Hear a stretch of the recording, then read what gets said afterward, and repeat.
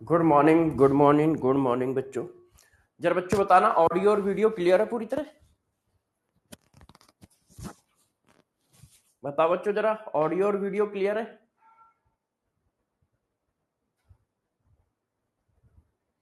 Yes yes yes yes. Good morning good morning good morning. जल्दी बताइए, audio और video clear है? हम्म।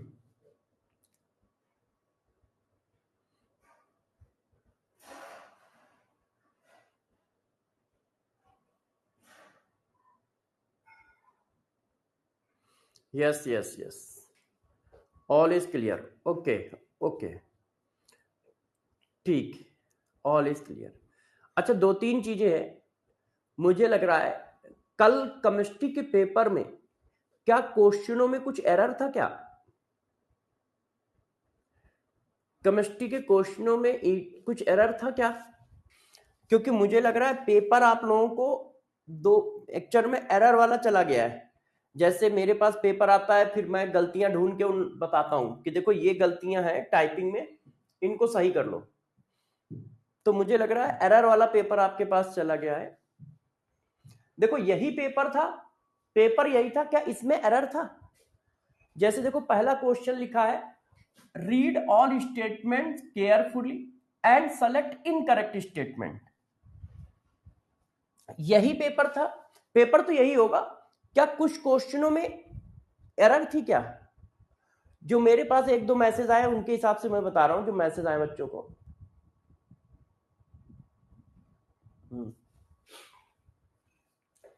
Incorrect statement इसमें ढूंढने थे, तो सेकंड आंसर है। तो क्या कुछ क्वेश्चनों में एरर आ गया था? Yes sir.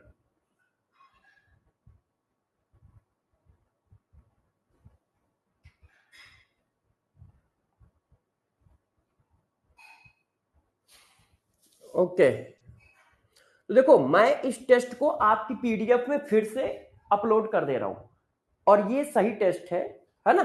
इसको आप एक बार देख लीजिएगा, जो एरर हो मैच कर लीजिएगा। मैंने पूरा टेस्ट पेपर अपलोड कर दिया है फिर से, जैसे आपको दिक्कत ना हो। ये टेस्ट पेपर है, ये आंसर की है, और ये इसके सोल्यूशन है। ये सोल्यूशन है, ठीक है? ये सोल्यूशन है, ये सोल्यूशन है। तो आप लोगों को क्या है, दिक्कत नहीं आएगी। तो जो एरर हो उसको देख लीजिएगा। एक्चुअल में क्या होता है, जैसे मेरे पास पेपर आया तो मैंने एरर छांट के दी कि भाई ये गलतियां हैं, इसको सही कराओ। तो वो क्या हुआ, उस सही कराया गया, मगर पेपर अपलोड होने के लिए वही एरर वाली फाइल चली गई है। नॉर्मलिटी का क्वेश्चन था? नहीं यार, नॉर्मलिटी का कोई क्वेश्चन नहीं होगा, वो एरर वाली फाइल चली गई होगी, यही हुआ होगा। क्योंकि मैंने कोई क्वेश्चन नॉर्मलिटी का नहीं डाला। यदि था भी तो मैंने उसको चेंज कर दिया था।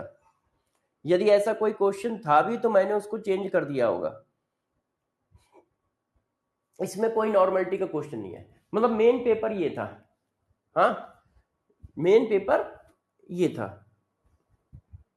हाँ, इसकी पीडीएफ ये है, मैंने आपको दे दी है, ठीक है? इसका आंसर की भी दे दिया है, सब दे दिया है। क्योंकि कुछ मैसेज थे तो मैंने कहा आप लोगों से बात कर लूंगा, पूछ लूंगा, ठीक है? तो आप यहां से पेपर देख लीजिएगा। केमिस्ट्री का पेपर ये है, मतलब पूरा साफ सुथरा पेपर। ये देखो, ये पेपर प्रूफ रीड करके मैंने भेजा था, मगर शायद अपलोड होने में फाइल गड़बड़ हो गई थी। तो ये आपका केमिस्ट्री का पेपर रहा, इसकी आंसर की ये रही, और इसके सॉल्यूशन ये रहे, ठीक है? और इसको हम लोग डिस्कस भी करेंगे, इसको हम लोग डिस्कस भी करेंगे, इसको हम लोग डिस्कस भी करेंगे, एक एक करके सारी चीजें डिस्कस करेंगे। तो सबसे पहले मुझे ये बताओ, किस बच्चे के नीट में कितने कितने मार्क्स हैं? सभी बच्चे नीट के मार्क्स बताएं, क्योंकि नीट का रिजल्ट आ चुका है। सभी बच्चे नीट के मार्क्स बताएं, किसके किसके कितने कितने मार्क्स हैं? ठीक है, ठीक है। 300, 241, 80, 42, 350, ठीक है, 348, 400, 340, 4, yes yes yes yes.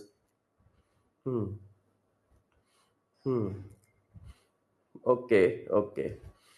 NEET के मार्क्स बताने, नीट 2025 के रिजल्ट में जो मार्क्स आए हैं। पेपर के नहीं बताने, इस पेपर के नहीं बताने हैं। हाँ, नीट 2025 के मार्क्स बताने हैं। यस।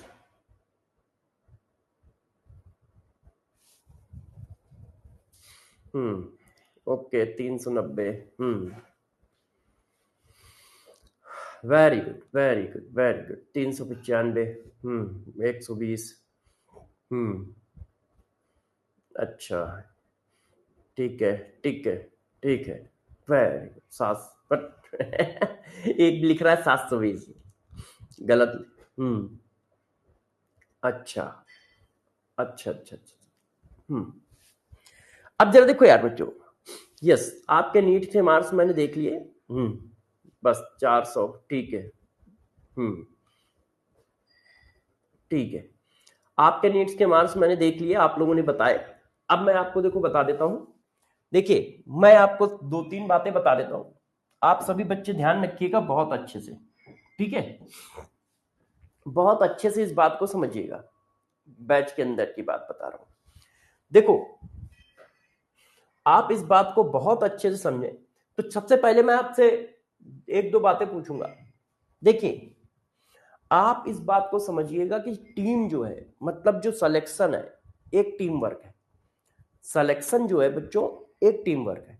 इस टीम में कितने सदस्य होते हैं? एक आप होते हो जो कैप्टन हो, ध्यान रखिएगा। इस टीम का कैप्टन आप हो, आप स्टूडेंट, ये कैप्टन है, ये टीम वर्क है। इसमें सबसे इंपॉर्टेंट प्लेयर कौन है?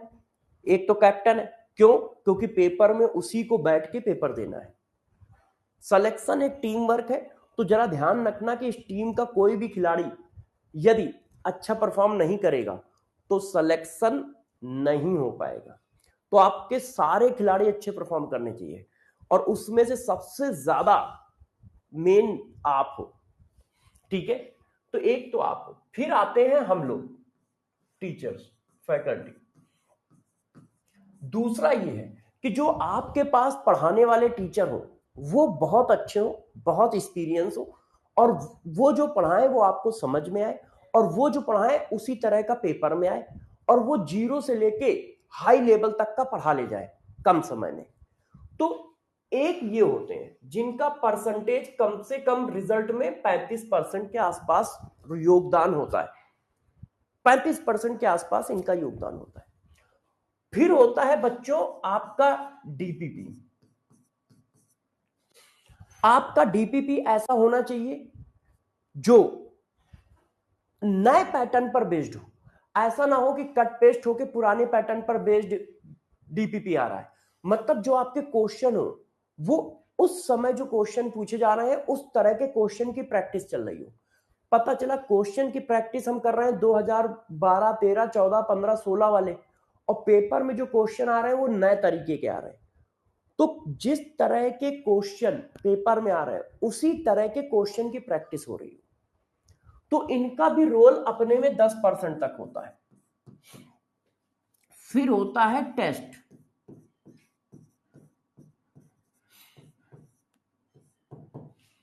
कि जो टेस्ट पेपर दे रहे हो, टेस्ट पेपर भी आपके ज्यादा से ज्यादा हो, इसीलिए हम लोगों ने हर हफ्ते टेस्ट रखे हैं। थोड़ी सी मिस्टेक आज हुई है पिछले टेस्ट में, इसके लिए एग्री करता हूं, उसकी गलती हो गई एक लोगों की, जिनको पेपर भेजना था उन्होंने गलत भेज दिया था। फिर होता है टेस्ट। आपको टेस्ट भी बहुत सारे देने होते हैं, है ना, कि मैक्सिमम टेस्ट दो। टेस्ट देने से क्या है, आपकी प्रिपरेशन होती है। आपको पता होता है कि यार इन 4 टॉपिक का टेस्ट है, तो उसी बहाने वो प्रिपेयर हो जाते हैं। फिर तुम विद इन द लिमिट उस टाइम ड्यूरेशन के अंदर पेपर करना सीख जाते हो, उस टाइम ड्यूरेशन के अंदर पेपर करना सीख जाते हो। और इसीलिए हम लोग 4 तरह के टेस्ट ले रहे हैं, 3 तरह की डीपीपी दे रहे हैं, क्योंकि इनका सबका भी रोल है और नई तरह की होनी चाहिए। फिर इसके बाद बच्चों आता है आपका, जरा गौर समझो क्या क्या आता है। इसके बाद जो आता है वो आता है मार्क्स इंप्रूवमेंट। अब मैं ये देखो लिखने जा रहा हूं, देखना।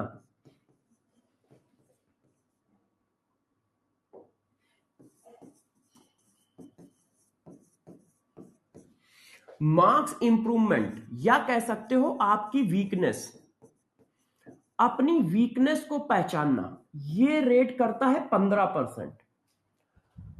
आपको हर टेस्ट में अपनी वीकनेस को पहचानना है और अपनी वीकनेस को लगातार दूर करते रहना है। इसका वेटेज देखो मैंने कितना लिखा है, गौर समझिए, इसका वेटेज मैंने देखिए कितना लिखा है। फिर होता है रिवीजन, क्योंकि यदि आपने पुराना सिलेबस अच्छे से रिवाइज नहीं किया, भाई जो पढ़ते जाओगे वो भूलते जाओगे। क्यों? आज जो मैं पढ़ा रहा हूं उसका पेपर 11 महीने बाद होगा, तो 11 महीने तक ये सारे कॉन्सेप्ट, सारी थ्योरी, सारे सब कुछ आपको याद रखना पड़ेगा। रखना पड़ेगा कि नहीं रखना पड़ेगा? बिल्कुल रखना पड़ेगा। तो ध्यान रखिए, रिवीजन इसका भी अपना महत्व है 10%। और फिर है आपका पेरेंट्स का भी महत्व 5% है। क्यों?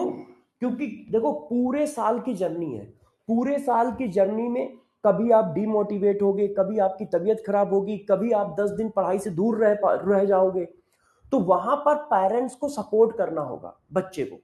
आप ये वीडियो पेरेंट्स को भी दिखाएं कि वहां पर पेरेंट्स को सपोर्ट करना होगा और लगातार बच्चे के साथ कम्युनिकेट करते रहना होगा। देखो आप अपनी समस्या हमसे बहुत कम कह पाते हो क्योंकि हम कैमरे के आगे हैं, हम आपसे फिजिकली बहुत कम मिल पाते हैं, तो आप हमसे अपनी समस्या कम कह पाओगे। मगर पेरेंट्स आपके साथ रहते हैं, आपसे कनेक्टेड रहते हैं, तो आप अपनी प्रॉब्लम उनको बताओगे, वो आपकी थोड़ा थोड़ा आपकी वैसी हेल्प करते रहेंगे, इमोशनल हेल्प जिसको कहते हैं। एक होता है ना कि हमें इमोशनल सपोर्ट भी चाहिए होता है, कि कोई ये कहे बेटा तुम टेंशन ना लो, हम तुम्हारे साथ हैं, तुम अच्छा करोगे तो भी हम तुम्हारे साथ हैं और खराब करोगे तो भी हम तुम्हारे साथ हैं, बस तुम ईमानदारी से पढ़ाई करो, बस तुम ईमानदारी से पढ़ाई करो। तो ये जो मोरल सपोर्ट होता है वो 5% मायने रखता है। और ये मायने रखता है, मायने इसलिए रखता है कि पेरेंट्स बच्चे को समझा देता है कि बेटा परेशान ना हो सकता है ये चैप्टर टफ हो सकता है ये चैप्टर टफ हो सकता है ये टेस्ट टफ हो, तो बच्चे के ज्यादा दिन खराब नहीं होते हैं, बच्चे के ज्यादा दिन खराब नहीं होते हैं। तो ये भी अपने में बहुत मायने रखता है। और एक और है कंटिन्यूटी।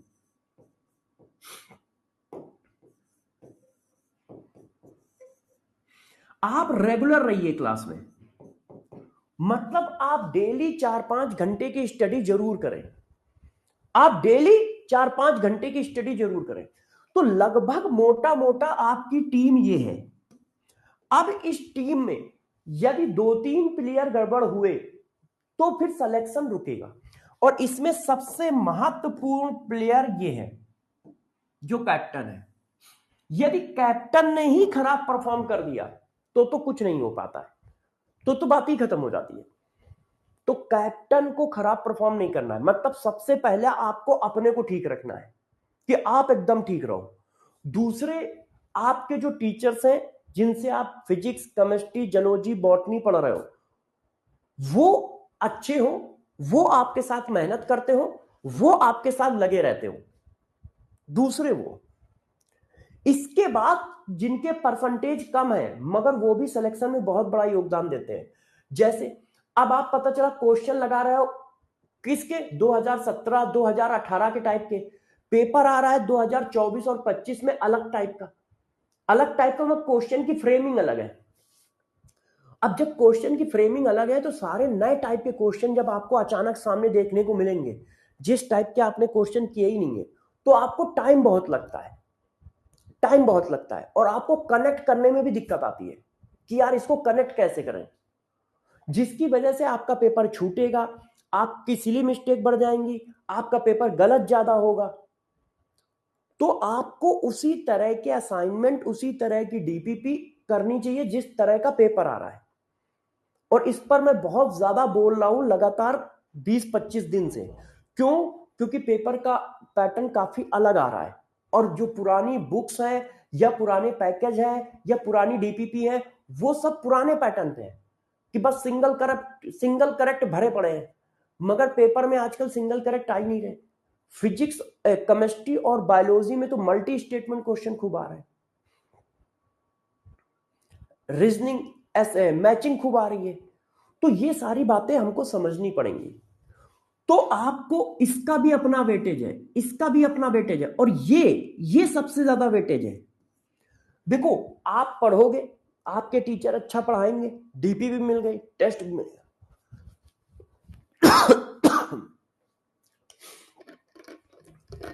एक मिनट,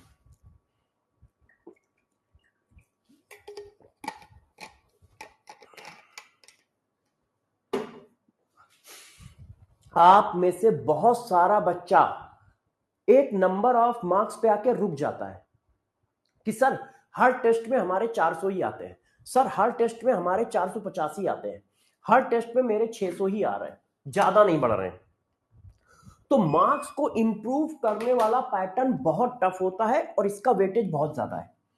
ये बच्चा दो जगह फंसता है, एक इस जगह फंसता है सबसे ज्यादा। देखो, ये आपको मिल जाएंगे अच्छे, ये मैं आपके पास अच्छे हैं ही हैं, ये वाली चीज आपके पास अच्छी है, ये वाली चीज आपके पास अच्छी है, ये वाली चीज आपके पास अच्छी है। ये आपको करनी होती है इसलिए आप फंस जाते हो, ये आपको करनी होती है इसलिए आप फंस जाते हो।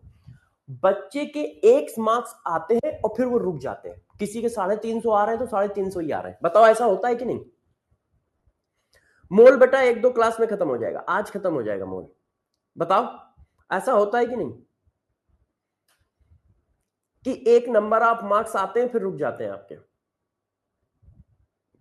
कि पता चला आपके 450 आ रहे हैं तो 450 ही आ रहे हैं। अब आप उसमें 10-12 नंबर कभी बढ़ा लेते हो, कभी 10-12 नंबर कम कर लेते हो।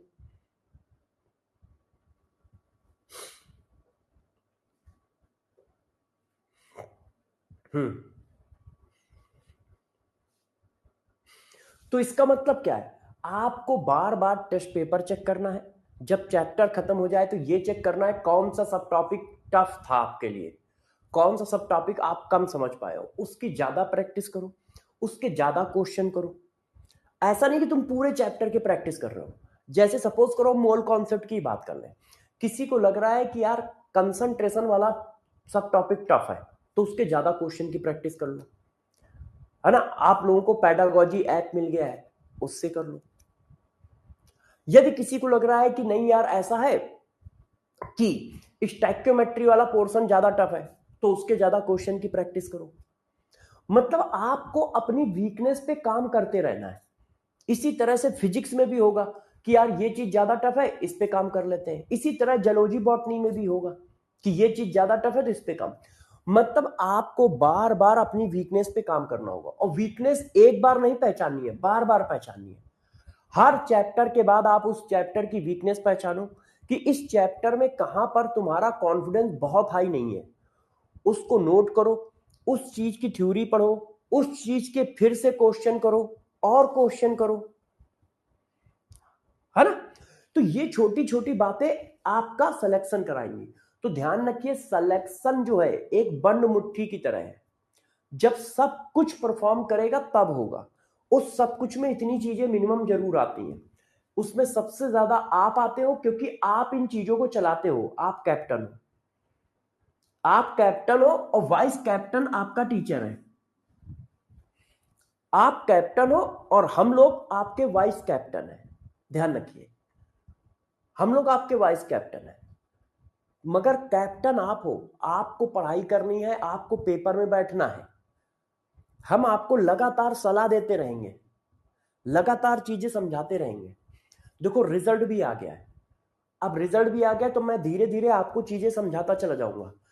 केमिस्ट्री में भी आपकी जिम्मेदारी है कि केमिस्ट्री में आपके सारे नंबर आए, आपके अच्छे नंबर आए, इन टेस्टों में भी अच्छे आए, और साथ साथ में जब आप नीट 2026 का पेपर दो तब भी अच्छे आए। आपका फिजिकल, आपका ऑर्गेनिक, आपका इनऑर्गेनिक सब मस्त कर दिया जाएगा, मैं सब कर दूंगा, मगर परफॉर्म आपको करना होगा। पेपर में उसी तरह के क्वेश्चन मिलेंगे, उसी तरह का पैटर्न मिलेगा, सब कुछ वही मिलेगा, चाहे वो पेपर टफ आए, चाहे इजी आए, चाहे एवरेज आए। क्योंकि हर तरह की मैं डीपीपी करा रहा हूं, हर तरह का मैं टेस्ट पेपर ले रहा हूं, तो सबकी प्रैक्टिस आपकी कराई जा रही है। जैसे आपने तेजस की होगी तो आपके थोड़े धुएं खुले होंगे कि तेजस में क्वेश्चन काफी लेवल अप है। सिद्धि की होगी तो सिद्धि में सिर्फ नए तरह का क्वेश्चन पड़ा हुआ है, मतलब नए नए तरह के क्वेश्चन है। क्वेश्चन अच्छे हैं, मगर उनके स्टेटमेंट, उनके ऑप्शन नए तरीके से बनाए हैं।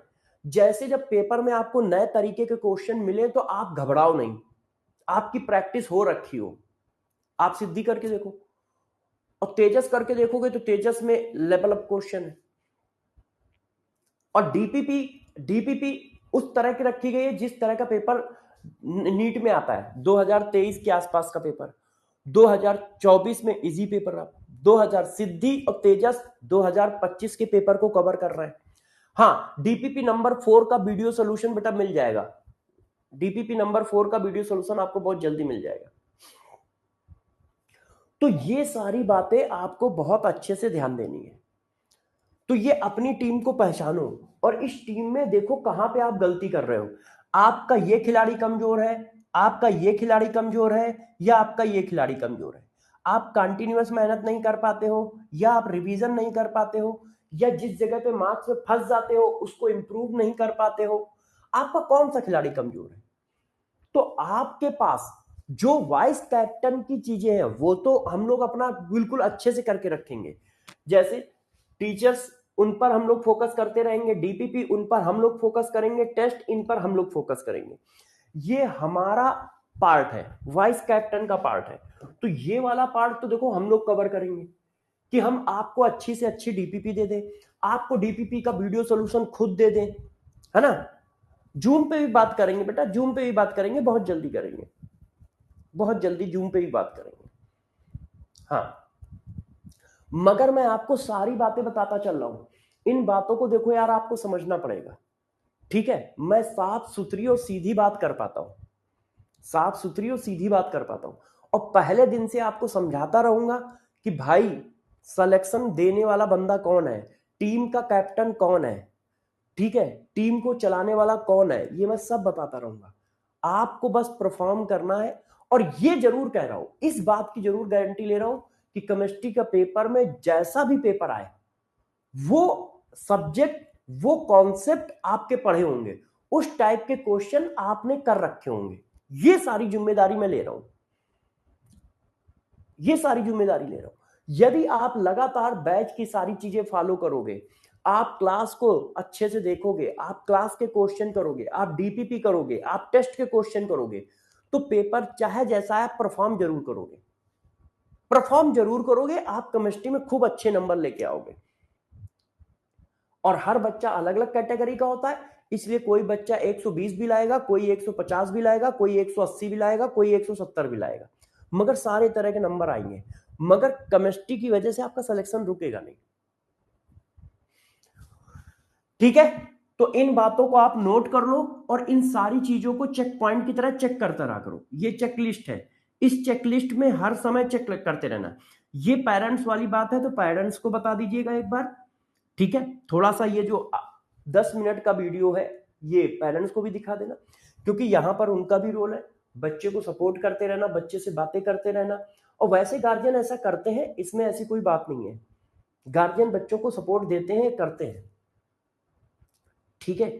तो चलो, अब आप लोग टेस्ट के लिए तैयार हो जाओ, अब आप लोग टेस्ट के लिए तैयार हो जाओ। आज से आपकी नई शुरुआत है, आज से आपकी नई शुरुआत है। टेस्ट नंबर 1 करो, आज से आपकी नई शुरुआत है। आपका परसों रिजल्ट आ चुका है, अब हमें 11 महीने बाद पेपर देना है। हम लोगों का आराम से, हम लोगों का टारगेट होगा कि अच्छे से चैप्टर को पढ़ते हुए, ठीक है, हम लोग जनवरी लास्ट या फरवरी के फर्स्ट वीक में सारा सिलेबस खत्म कर लें। जैसे आपके पास फरवरी, मार्च, अप्रैल, ठीक है, रिवीजन के लिए रहे, 3 महीने रिवीजन के लिए रहे, कि आप जितना ज्यादा अच्छे से अच्छा कर पाओ वो सारी चीजें उस जगह पे हो। मगर आपको अपनी चेकलिस्ट बना के रखनी होगी। चलो, टेस्ट नंबर 1, टेस्ट का क्वेश्चन नंबर 1, सब लोग आंसर दें। क्वेश्चन नंबर 1 आंसर दो भाई, आंसर दो, आंसर दो, हाँ बताओ, आंसर दो बच्चों। Percentage yield 50%, calculate mole of D if 2 mole of A initially taken in a chemical reaction, if 2 mole of A initially taken in a chemical reaction,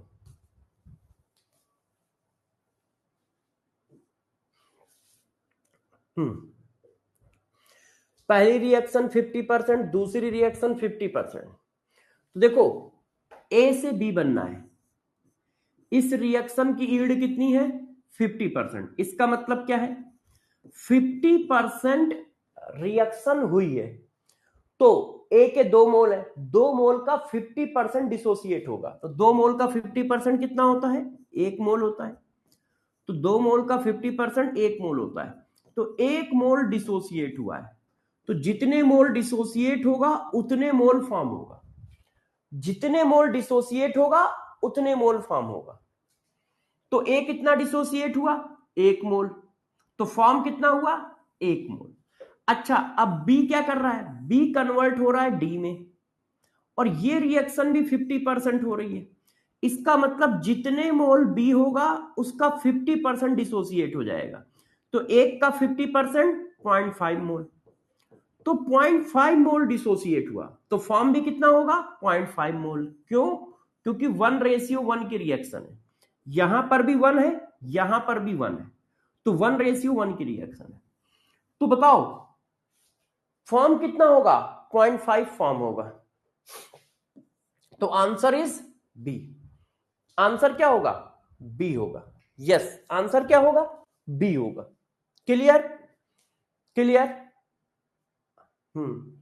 very good. अब आप करिए question number 2, इस question का answer करिए, ये आपके CBSE board का question है, मतलब आपके नीट का क्वेश्चन है ना, ये आपके नीट का क्वेश्चन है, मैंने इसमें सिर्फ डाटा चेंज किया है, ये नीट का ही क्वेश्चन है, ये मैंने अलग से नहीं बनाया है। एक क्वेश्चन मैंने कहा नीट का भी देता हूं, तो ये नीट का क्वेश्चन है, मैंने अलग से नहीं बनाया है, ठीक है। आप इस क्वेश्चन का मैंने सिर्फ थोड़ा सा डाटा चेंज किया है, बताओ आंसर क्या आएगा, करिए 1 मिनट में आया।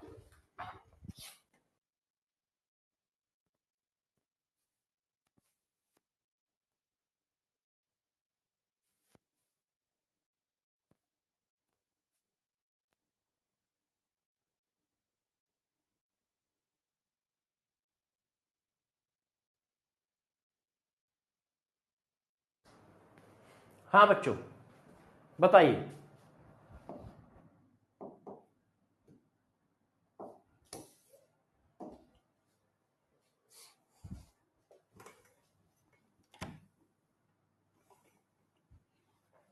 बताइए बच्चों।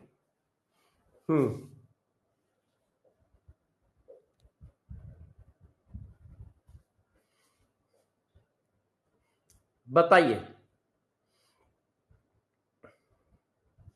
हाँ सभी लोग आंसर दें। अब देखो मैग्नीशियम कार्बोनेट, ये मैग्नीशियम कार्बोनेट है, 10 gram of A magnesium carbonate sample decompose on heating. अब जब आप इसको हीट करते हो तो मैग्नीशियम ऑक्साइड बनता है और कार्बन डाइऑक्साइड बनता है, ऐसे। अब इसके कितने ग्राम है 10 ग्राम।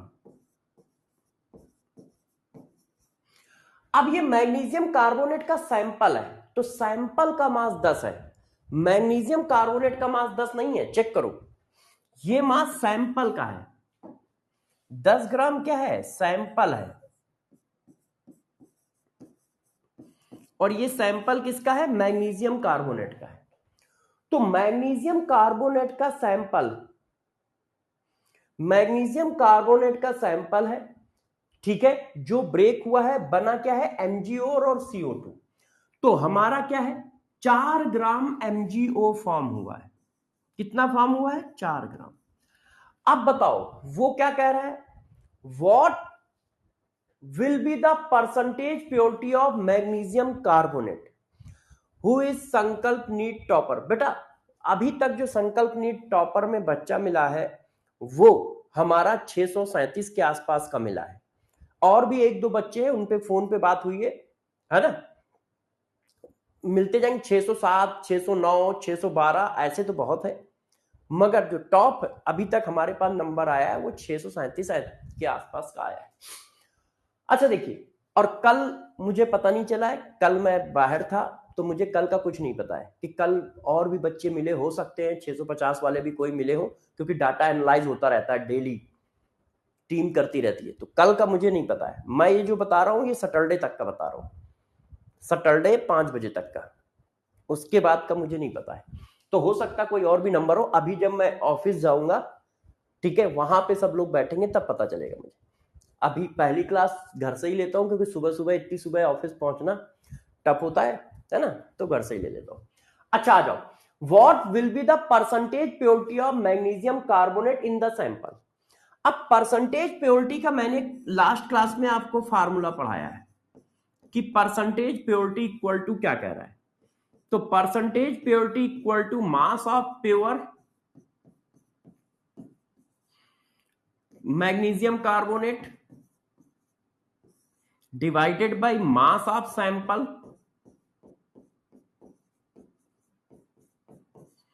इनटू 100। तो देखो सैंपल का मास दिया है 10। अब प्योर कैल्शियम कार्बोनेट कैसे निकालोगे? यदि इसके मोल दिए हैं तो इसके मोल मिल जाएंगे। क्यों? क्योंकि सिर्फ प्योर फॉर्म रिएक्शन में पार्टिसिपेट करता है। तो इसके बनाओ मास अपॉन मॉलिक्यूलर मास। तो देखो 24 और प्लस 16, 24 16 कितना होता है? 40। तो इसके मोल कितने आ गए? इसके मोल आ गए 0.1 है। तो मोल अपॉन कॉफिशिएंट, मोल अपॉन कॉफिशिएंट, जितने मोल ये बनेगा उतने मोल ये खर्च होगा, 1:1 है।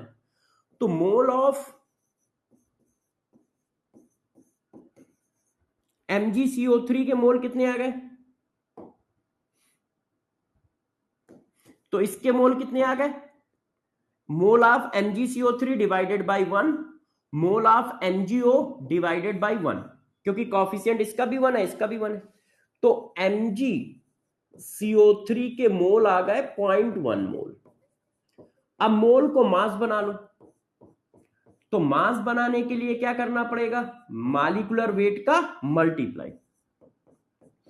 अब इसका मॉलिक्यूलर वेट कितना होता है?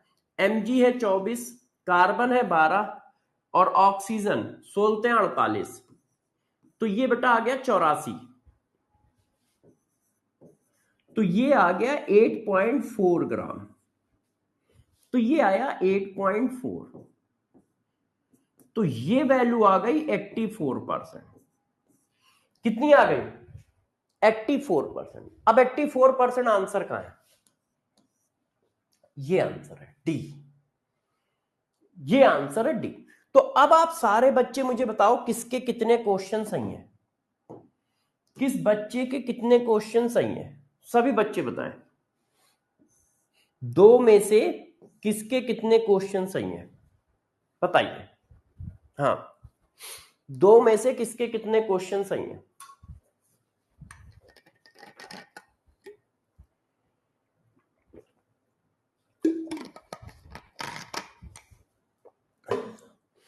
दो में से किसके कितने क्वेश्चन सही हैं?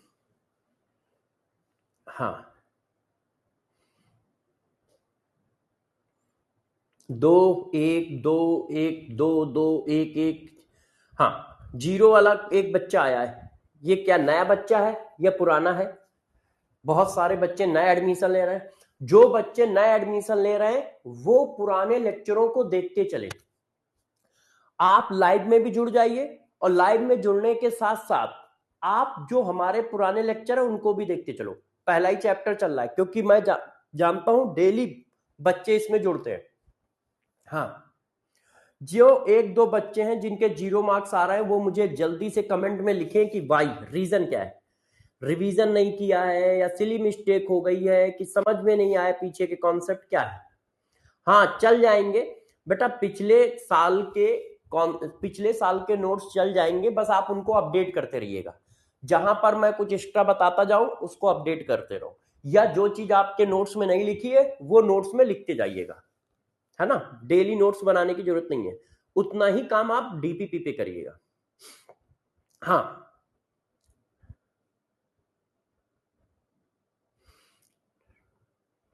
नेक्स्ट टेस्ट कब होगा बेटा?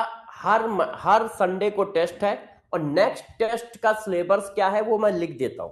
नेक्स्ट टेस्ट का सिलेबस, अच्छा स्टाइक्योमेट्री थोड़ा सा हार्ड लग रहा है, स्टाइक्योमेट्री पीयूष, स्टाइक्योमेट्री थोड़ा हार्ड होता है, लग रहा है नहीं होता है, मगर आपको जो मैंने कॉन्सेप्ट पढ़ाए हैं उसी पर फोकस रखो, ज्यादा से ज्यादा क्वेश्चन की प्रैक्टिस करो, ठीक है। आप डीपीपी नंबर 4 तेजस सिद्धि इनको करोगे तो इसमें बहुत सारे क्वेश्चन मैंने स्टाइक्योमेट्री के डाल रखे हैं, तो थोड़ा सा कॉन्फिडेंस और बढ़ जाएगा आपका। और लग रहा नहीं टफ होता है, मोल कॉन्सेप्ट की टफ हेडिंग कौन कौन सी है, स्टाइक्योमेट्री है और कंसंट्रेशन टर्म है। मोल कॉन्सेप्ट की टफ हेडिंग स्टाइक्योमेट्री और कंसंट्रेशन टर्म है। और आप सभी बच्चे ध्यान रखिए, आप सभी बच्चों को डीपीपी जरूर जरूर जरूर जरूर जरूर लगानी है, क्या जरूर जरूर जरूर जरूर लगानी है, ठीक है ना। हाँ चलिए अब मैं थोड़ा आगे चलता हूं, ठीक है। अब हम लोग चलते हैं आज की हेडिंग पे। तो देखो मैं आपको केस करा रहा था, ये आपको मैंने कौन कौन से केस करा दिए, ध्यान देना। मैंने प्रोडक्ट और रिएक्टेंट निकालना करा दिया, सीक्वेंस वाला करा दिया केस, है ना, यील्ड वाला केस करा दिया, परसेंटेज प्योरिटी वाला केस करा दिया। तो अब 5th number case limiting reagent. Limiting reagent भी एक केस है स्टाइक्योमेट्री का। और लिमिटिंग रेजेंट कैसा केस है जरा गौर से सब लोग सुनेंगे। If value of more than one reactant given, जब क्वेश्चन में एक से ज्यादा रिएक्टेंट की वैल्यू गिवन होती है तो उसको लिमिटिंग रेजेंट का केस कहा जाता है। और आज ये चैप्टर खत्म हो जाएगा क्योंकि इसके बाद लॉ ऑफ केमिकल कॉम्बिनेशन बचा है। स्टाइक्योमेट्री खत्म होने के बाद लॉ ऑफ केमिकल कॉम्बिनेशन बचा है, वो 25-30 मिनट का है बस। इसके बाद आपको एक क्लास में पूरे पीवाईक्यू कराए जाएंगे, एक क्लास में पूरे एनसीईआरटी के क्वेश्चन कराए जाएंगे, एनसीईआरटी एग्जाम्पलर। तब मेरी तरफ से वो पूरा चैप्टर खत्म हो गया। क्या क्या कर लिया हम लोगों ने, हर तरह के चैप्टर, हर तरह के टॉपिक कर लिए, हर तरह के टॉपिक पे क्वेश्चन कर लिए, फिर पूरे पीवाईक्यू कर लिए, फिर पूरे एनसीईआरटी एग्जाम्पलर कर लिया। और हम हर चैप्टर के कम से कम 3-4 टेस्ट दे रहे हैं। भाई पहला टेस्ट इसी चैप्टर का हुआ, सब टॉपिक का हुआ, दूसरा टेस्ट इसी सब टॉपिक का हुआ, और तीसरा भी इसी सब टॉपिक का होगा, उसमें भी तो क्वेश्चन कर रहे हो। तो यदि आप देखोगे तो जब तक चैप्टर खत्म होगा तब तक हम लोग 250 क्वेश्चन क्लास के अंदर कर चुके होंगे कम से कम। आपको इन्हीं क्वेश्चनों को बार बार रिवाइज करके रखना है। टेस्ट ओपन नहीं हो रहा है, अच्छा नेट बेटा देख लो एक बार, नेट वीक होगा तो हो सकता है इस वजह से हो, है ना। चलिए मैं टेस्ट का सिलेबस भी बता देता हूं, टेस्ट का मैं सिलेबस भी बता देता हूं। देखो टेस्ट नंबर जो 3 है वो आपका, टेस्ट नंबर 3 जो है वो आपका प्रवीण कैटेगरी का है। कैसा है, प्रवीण।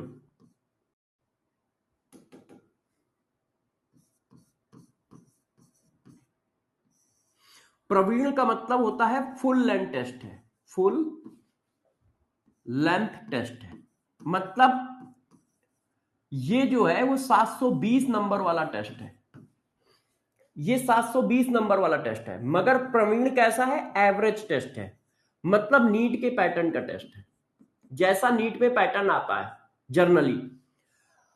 जर्नली हम लोगों ने कहा था ना, हम लोग आपको बताते रहेंगे कि किस पैटर्न का टेस्ट ले रहे हैं, और 6 महीने बाद नहीं बताएंगे, रैंडम लेंगे, सिलेबस बताएंगे।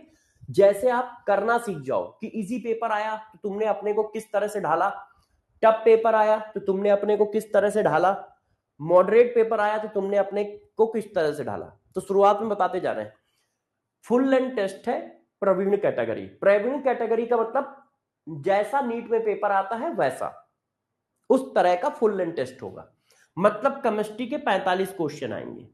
और सिलेबस क्या है वो मैं लिख देता हूं, ठीक है। मतलब आपका सिलेबस जो है स्टाइक्योमेट्री छोड़ के पूरा है, एक्सेप्ट स्टाइक्योमेट्री। उसमें आपके पास क्या है, matter and classification of matter, average atomic wait, molecular weight, empirical formula, molecular formula, concentration term, सारे तरह के कंसंट्रेशन। स्टाइक्योमेट्री छोड़ के मैंने सब डाला है, मोल ओल सब डाला है। तो मैं लिख देता हूं स्टाइक्योमेट्री नहीं है, matter and classification of matter, mole, ठीक है, atomic weight, average atomic weight, ठीक है, इंपीरिकल एंड मॉलिक्यूलर फार्मूला और ऑल कंसंट्रेशन टर्म, ये सिलेबस है।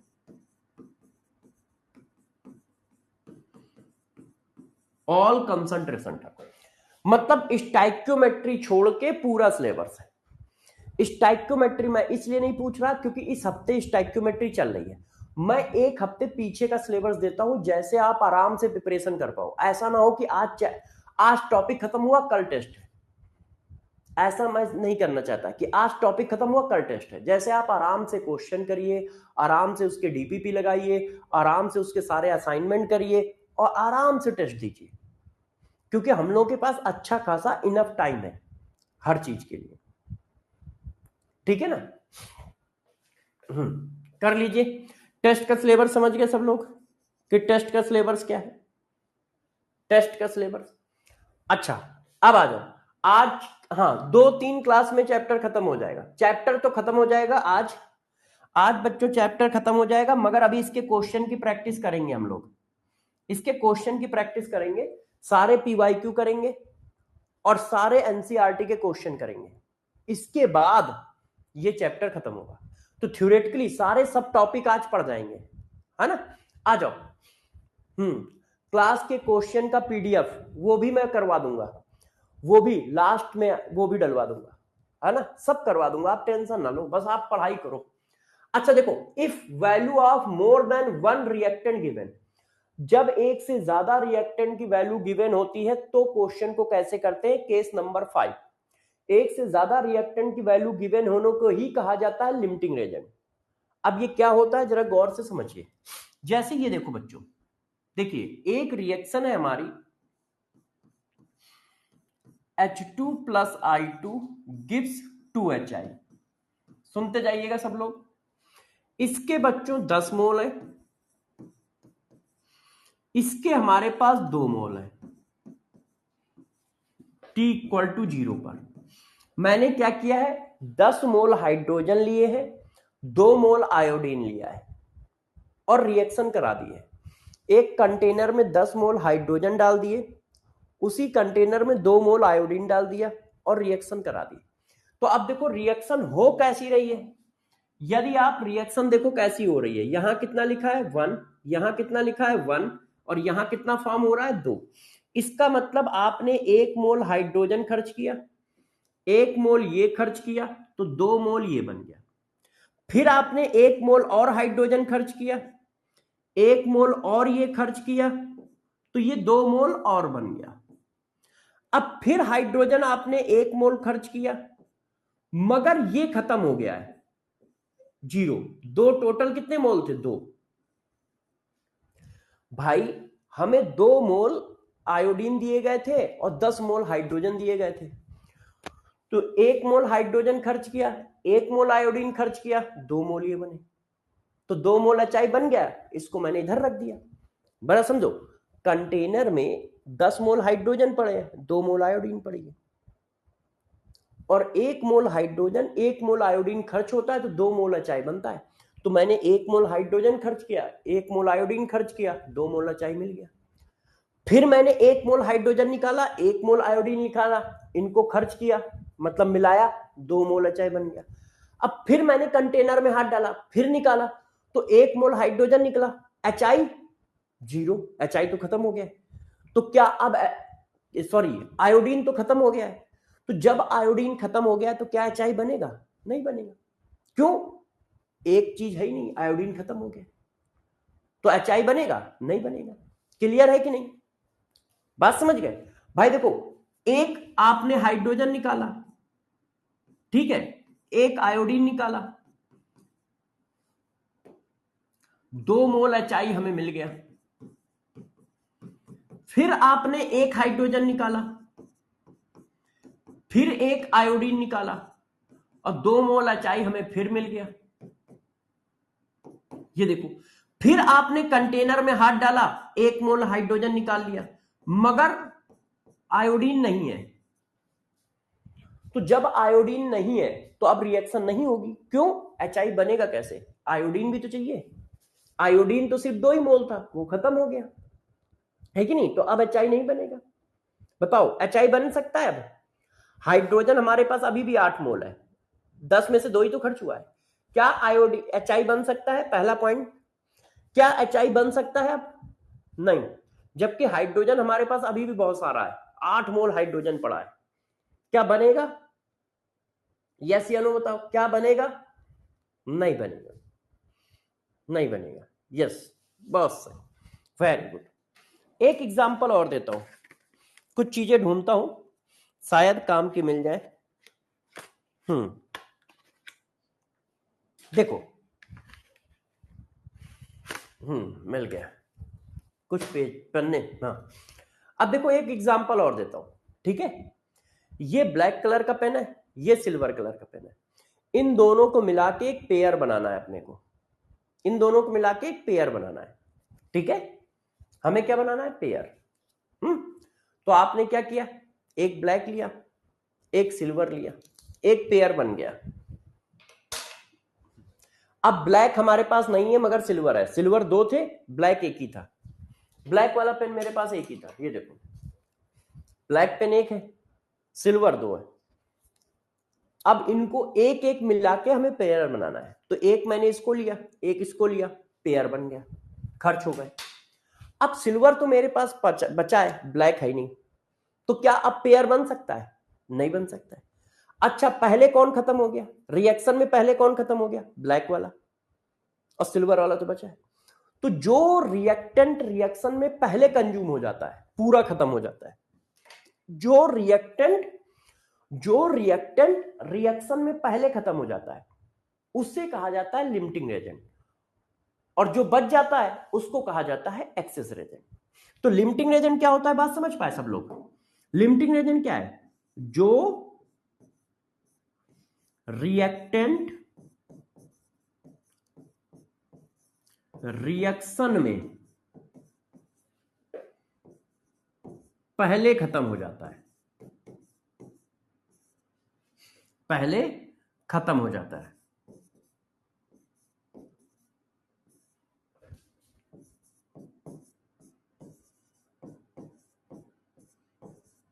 जो रिएक्टेंट रिएक्शन में पहले खत्म हो जाता है उसे लिमिटिंग रेजेंट कहा जाता है। उसे क्या कहते हैं? लिमिटिंग रेजेंट कहते हैं। जो रिएक्टेंट रिएक्शन में पहले खत्म हो जाता है उसको लिमिटिंग रेजेंट कहते हैं। तो देखो, क्या कौन से रिएक्टेंट को लिमिटिंग रेजेंट कहोगे? देखिए जरा गौर समझिए, विच रिएक्टेंट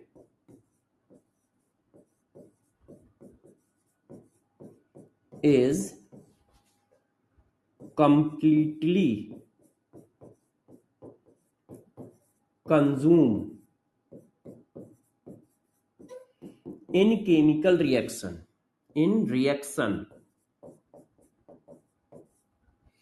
compared to other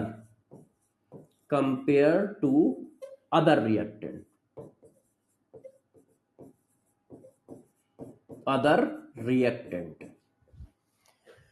जो रिएक्टेंट पहले कंज्यूम होगा दूसरे रिएक्टेंट के रिस्पेक्ट में, जो रिएक्टेंट पहले खत्म होगा वो लिमिटिंग रेजेंट बोला जाएगा। दूसरे को क्या बोलोगे? बताओ भाई, दूसरे को क्या बोलोगे? Access Regent. जो बच गया एक्सेस रेजेंट। क्या इतनी बात सबको क्लियर है? क्या सबको लिमिटिंग रेजेंट की डिफिनीशन क्लियर है? पहले बताओ, क्या सभी बच्चों को लिमिटिंग रेजेंट की डिफिनीशन क्लियर है? क्या सभी बच्चों को लिमिटिंग रेजेंट की डिफिनीशन क्लियर है? बताइए बच्चों, यदि ये क्वेश्चन लिखा है तो क्या बच्चे इसमें आप लिमिटिंग रेजेंट बता सकते हो? इस क्वेश्चन में मुझे कोई बच्चा लिमिटिंग रेजेंट बता सकता है? बताइए। इसके 10 मोल है, ठीक है, और इसके 15 मोल है। अब आप मुझे, पहला क्वेश्चन है मेरा, लिमिटिंग रेजेंट कौन है?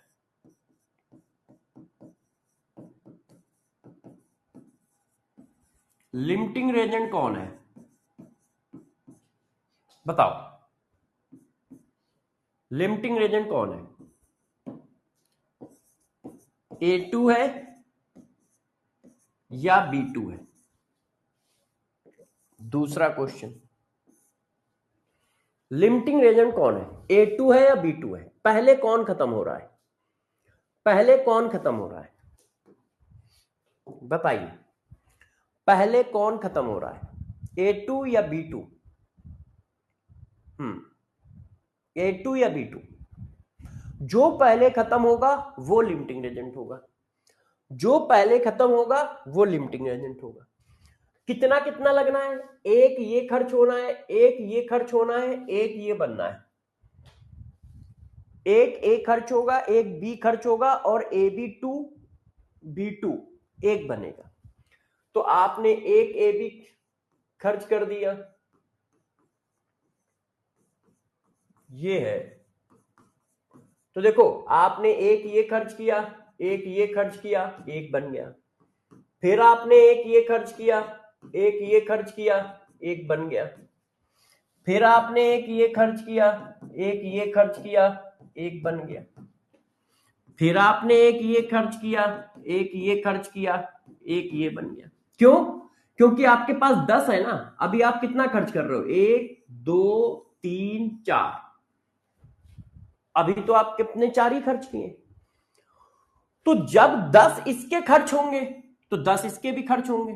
तो 10 में से 10 खर्च हो गए, 0 बचे। 15 में से 10 खर्च हो गए, 5 बचे। इसका मतलब ये पहले खत्म हो रहा है। देखो 0 बचा, तो ये पहले खत्म हो रहा है, तो ये लिमिटिंग एजेंट है। अब बताओ एक्सेस रेजेंट कौन है? एक्सेस रेजेंट कौन है? एक्सेस रेजेंट कौन है इन दोनों में से? एक्सेस रेजेंट कौन है बताइए।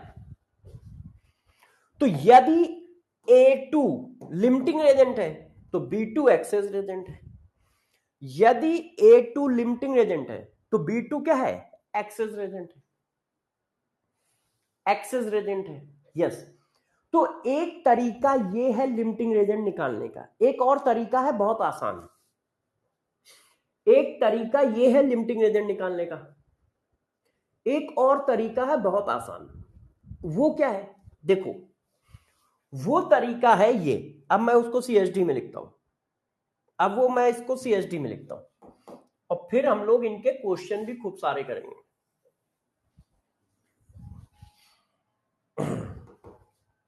देखिए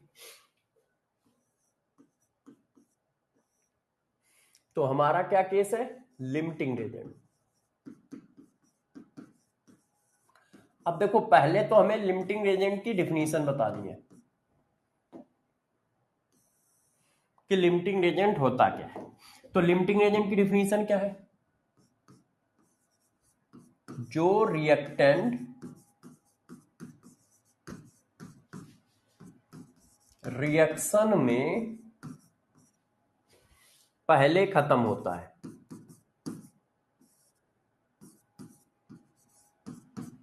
कंज्यूम हो जाता है।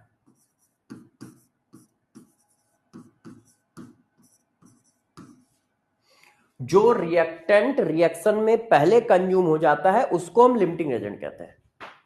उसको हम क्या कहते हैं? लिमिटिंग एजेंट कहते हैं। अच्छा अब जरा देखो आपको कैसे पता चलेगा कि ये लिमिटिंग एजेंट का क्वेश्चन है? आपको कैसे पता चलेगा कि ये लिमिटिंग एजेंट का क्वेश्चन है? वो कैसे पता चलेगा? इससे, ये कंडीशन से पता चलेगा। If more than one reactant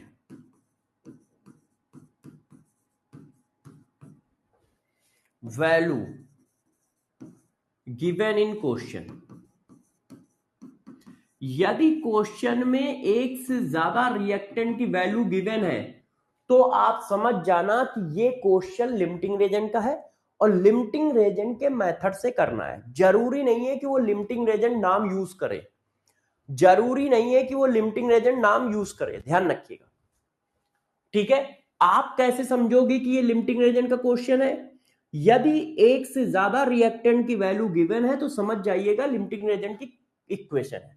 अब क्वेश्चन को करना कैसे है, तो पहला स्टेप रिएक्शन बैलेंस करो, वही काम है जो आप स्टाइक्योमेट्री में करते हो। स्टाइक्योमेट्री में जो करते हो वही करना है, बस आपको 2 स्टेप चेंज करने हैं। 2 स्टेप मतलब एक चीज ध्यान रखनी है, वो क्या है बता देता हूं। पहले तो रिएक्शन बैलेंस करो, बैलेंस रिएक्शन लिखो, जो भी इक्वेशन दी है उसकी बैलेंस रिएक्शन लिख लो। दूसरा जो मैंने आपको पढ़ाया है हमेशा, गिवन इंफॉर्मेशन को मोल में कन्वर्ट कर लो। जो भी इंफॉर्मेशन गिवन है उसको मोल में कन्वर्ट करो।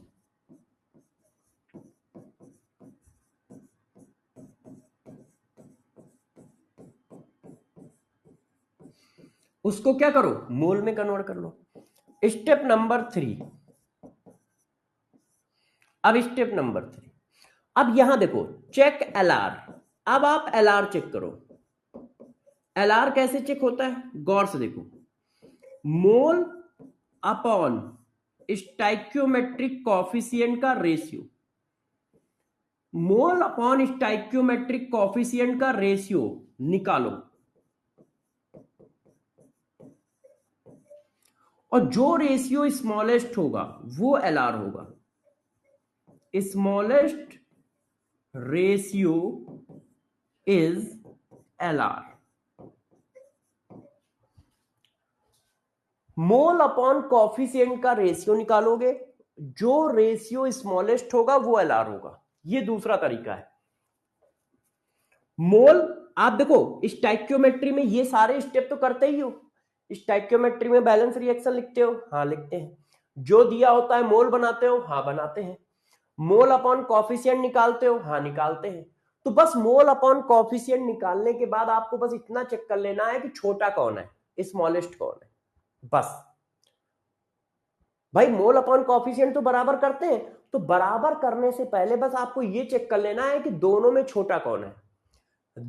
एक से ज्यादा रिएक्टेंट होंगे ना, तो एक से ज्यादा रिएक्टेंट में से छोटा कौन है, बस इतना चेक कर लेना है। इतना एक्स्ट्रा काम करना है। और जो एक से ज्यादा में छोटा होगा वो लिमिटिंग एजेंट होगा। वो क्या होगा, लिमिटिंग एजेंट होगा। अब अगला पॉइंट बहुत इंपॉर्टेंट है, फोर्थ नंबर पॉइंट बहुत इंपॉर्टेंट है। आपको जो भी कुछ निकालना है उसका कंपेयर लिमिटिंग एजेंट से करोगे। आपको जो भी कुछ निकालना है तो उसका कंपेयर किससे करोगे, लिमिटिंग एजेंट। देखो मोल अपॉन स्टाइक्योमेट्रिक कॉफिशिएंट का रेशियो किसका, एलआर का।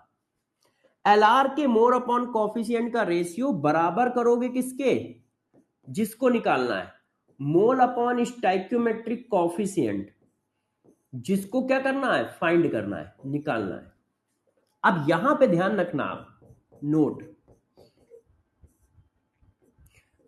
हमेशा ऑलवेज लिख देता हूं, है ना,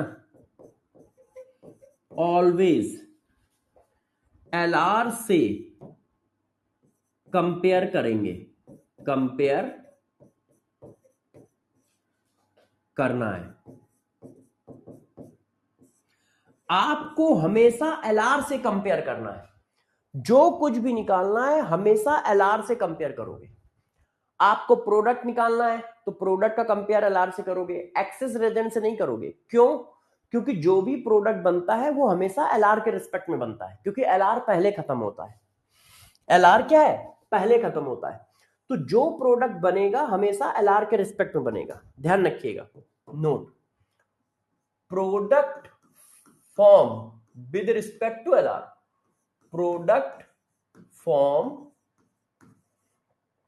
with respect to LR, LR के रिस्पेक्ट में प्रोडक्ट फॉर्म होता है, इसीलिए हमेशा एलआर से कंपेयर होगा। तो फिर क्या हुआ, रिएक्शन बैलेंस करो, करते थे।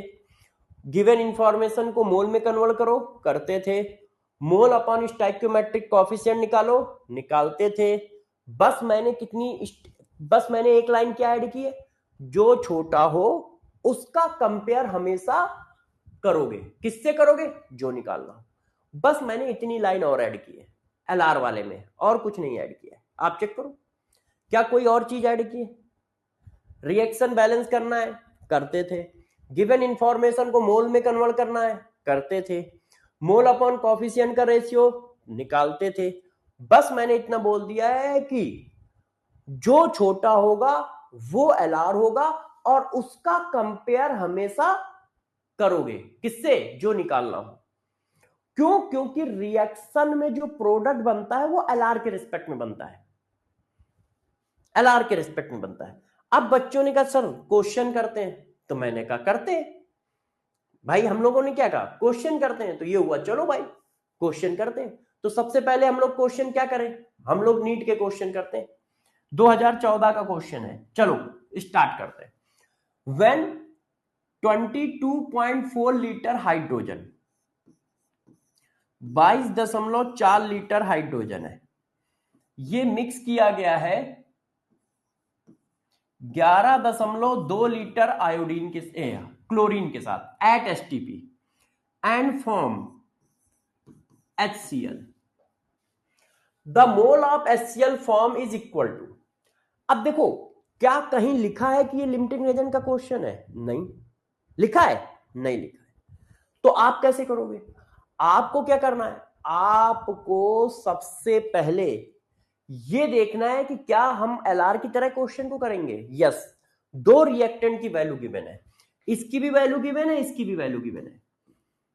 तो आप क्या करोगे? रिएक्शन बैलेंस करोगे, बैलेंस है। गिवन इंफॉर्मेशन को मोल बनाओगे। वॉल्यूम किस पर दिया है? एसटीपी पर दिया है। ये देखो,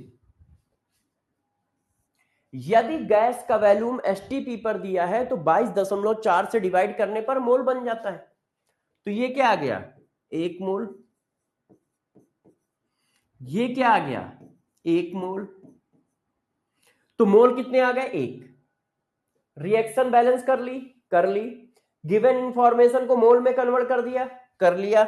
अब मोल अपॉन कॉफिशिएंट निकालो, मतलब चेक करो ये एलआर है या नहीं। चेक एलआर, तो मोल अपॉन कॉफिशिएंट। अब यहां मोल आएगा आधा, है ना, ये है मोल अपॉन कॉफिशिएंट। अब मोल अपॉन कॉफिशिएंट, ये देखो। अब बताओ मोल अपॉन कॉफिशिएंट किसका छोटा है? इसका छोटा है या इसका छोटा है? तो इसकी वैल्यू छोटी है, तो ये हो गया हमारा एलआर। क्लोरीन हमारा एलआर हो गया। तो ये क्या है?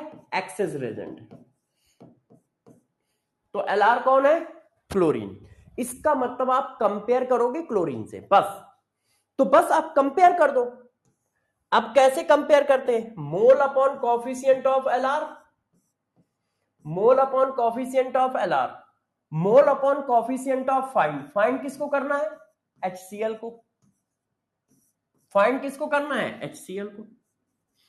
तो मोल ऑफ HCl कितने आ गए? मोल ऑफ HCl आ गए ये 1 मोल आ गए। कितने आ गए? 1 मोल आ गए। तो 1 मोल प्रोडक्ट हमारे पास आ गया। 1 मोल प्रोडक्ट हमारे पास आ गया, चेक करो, है 1 मोल प्रोडक्ट हमारे पास आ गया। हमने क्या किया? रिएक्शन बैलेंस की, रिएक्शन बैलेंस की। गिवन इंफॉर्मेशन को मोल में कन्वर्ट किया, मोल में कन्वर्ट किया। अब मोल अपॉन कॉफिशिएंट, मोल कितना है? 1। कॉफिशिएंट कितना है? स्टोइकियोमेट्रिक कॉफिशिएंट कितना है? 1। मोल कितना है? 0.5। Stoichiometric coefficient 1। अब ये लिखा है 1 और ये लिखा है 0.5, तो छोटा कौन है? कौन सा रेशियो छोटा है? ये। तो जो छोटा है वो एलआर है, तो ये एलआर हुआ, मतलब क्लोरीन एलआर है, ये एक्सेस रेजेंट है। अच्छा, जो एलआर है उसी से कंपेयर करना है। कैसे करना है? अरे जो हमेशा करते आए, मोल upon coefficient of chlorine, mole upon coefficient of HCl, बराबर कर दिया और HCl निकाल लिया। कर दिया। बच्चे ने कहा नहीं सर ऐसा नहीं चलेगा, एक क्वेश्चन और करते हैं। तो मैंने कहा भाई एक क्वेश्चन और कर लेते हैं। इसको निकालिए सारे लोग, सभी बच्चे इसका आंसर निकालें। चलो अब फिर करते हैं। 10 gram hydrogen, 10 gram hydrogen, 64 gram oxygen, 64 gram oxygen, were filled in a steel vessel and exploded, amount of water produce is. भाई रिएक्शन बैलेंस कर लो। सबसे पहला रूल क्या है, रिएक्शन लिखो, फिर क्या है, रिएक्शन को बैलेंस करो। रिएक्शन बैलेंस है, बैलेंस है। इसका कितना है 10 ग्राम, इसका कितना है 64 ग्राम। क्या ये लिमिटिंग रेजेंट का क्वेश्चन है? क्या ये लिमिटिंग रेजेंट का क्वेश्चन है? क्यों? क्योंकि इसमें दो रिएक्टेंट की वैल्यू गिवन है। क्या ये लिमिटिंग रेजेंट का क्वेश्चन है? क्यों? क्योंकि इसमें दो रिएक्टेंट की वैल्यू गिवन है। अब बनाओ मोल। पहले सबसे पहला रूल क्या है, रिएक्शन को बैलेंस करो, बैलेंस है। दूसरा, गिवन इंफॉर्मेशन को मोल बनाओ, मोल बना लिया। Mass upon molecular mass, mass upon molecular mass, mole बना लिया। अब क्या है, चेक एलआर, एलआर चेक करो, क्योंकि ये एलआर वाला केस है। मोल अपॉन कॉफिशिएंट, मोल अपॉन कॉफिशिएंट, छोटा कौन है, ये छोटा है या ये आ रहा है 2.5 और ये आ रहा है 2, तो 2.5 छोटा होता है कि 2 छोटा होता है, इसका मतलब ये एलआर है। अब जो कुछ भी निकालना है वो एलआर से कंपेयर करना पड़ेगा। तो एलआर कौन है, ऑक्सीजन। क्यों? क्योंकि एलआर ही प्रोडक्ट बनाता है मेन। तो देखो एलआर से कंपेयर कर दिया, मोल upon coefficient of LR, mole upon coefficient of water. क्यों? वाटर निकालना है। तो मोल ऑफ वाटर कितना आ गया भाई, मोल ऑफ वाटर कितना आ गया, 4 आ गया, है ना। ये इधर चला जाएगा, 4 मोल आ गया। क्या बात समझ पा रहे हो? क्या आप लोग बात समझ पा रहे हो? क्या सभी बच्चे ये बात समझ पा रहे हैं कि कैसे करना है? चलो, यदि आप समझ पा रहे हो तो फिर इस क्वेश्चन को बताओ, इस क्वेश्चन का जवाब दीजिए। और ये सब पीवाईक्यू है, ये सारे पीवाईक्यू कर रहा हूं मैं अभी। In the reaction 4 ammonia 5 O2 4 NO 6 water, when 1 mole of ammonia 1 mole of O2 are made to react to complete them।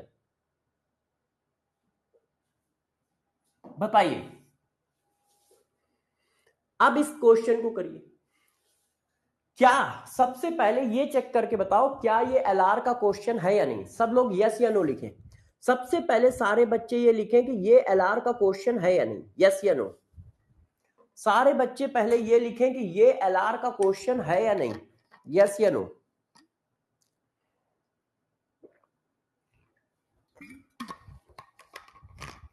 Yes, LR का क्वेश्चन है। क्यों? क्योंकि दो रिएक्टेंट की वैल्यू गिवन है। आपको अमोनिया की वैल्यू भी गिवन है, आपको O2 की वैल्यू भी गिवन है, तो ये एलआर का क्वेश्चन है। तो एलआर की तरह करो। सबसे पहले रिएक्शन बैलेंस करो। क्या बैलेंस है? सबसे पहले रिएक्शन बैलेंस करो। क्या बैलेंस है बताइए, क्या बैलेंस है? Nitrogen 4 nitrogen 4, hydrogen 12 hydrogen 12, oxygen 10 oxygen 10, balance है। इसके कितने मोल? 1 मोल। इसके कितने मोल? 1 मोल। 0 0। ये देखो, अब एलआर चेक करो। क्यों? क्योंकि ये एलआर का केस है कि एलआर है कौन, मोल अपॉन कॉफिशिएंट 1/4, मोल अपॉन कॉफिशिएंट 1/5। ऊपर की वैल्यू सेम है तो नीचे की वैल्यू बड़ी होगी तो टोटल वैल्यू छोटी होगी। तो एलआर कौन है? ये। क्यों? ये छोटा है। कौन सा रेशियो छोटा है? ऑक्सीजन वाला रेशियो छोटा है, तो ये एलआर है, ये एलआर है, और ये हमारा एक्सेस रेजेंट है। भाई छोटी वैल्यू ये है ना 1/5। तो पहली बात हुई कि Lr हमारा क्या है, ऑक्सीजन है। तो जब Lr हमारा ऑक्सीजन है तो ये गलत हो गया। All the ammonia will be consume. All the ammonia consume क्यों होगी, अमोनिया तो एक्सेस रिएजेंट है कि नहीं। तो डी आंसर तो गलत है। All the oxygen will be consume, ये सही आंसर है।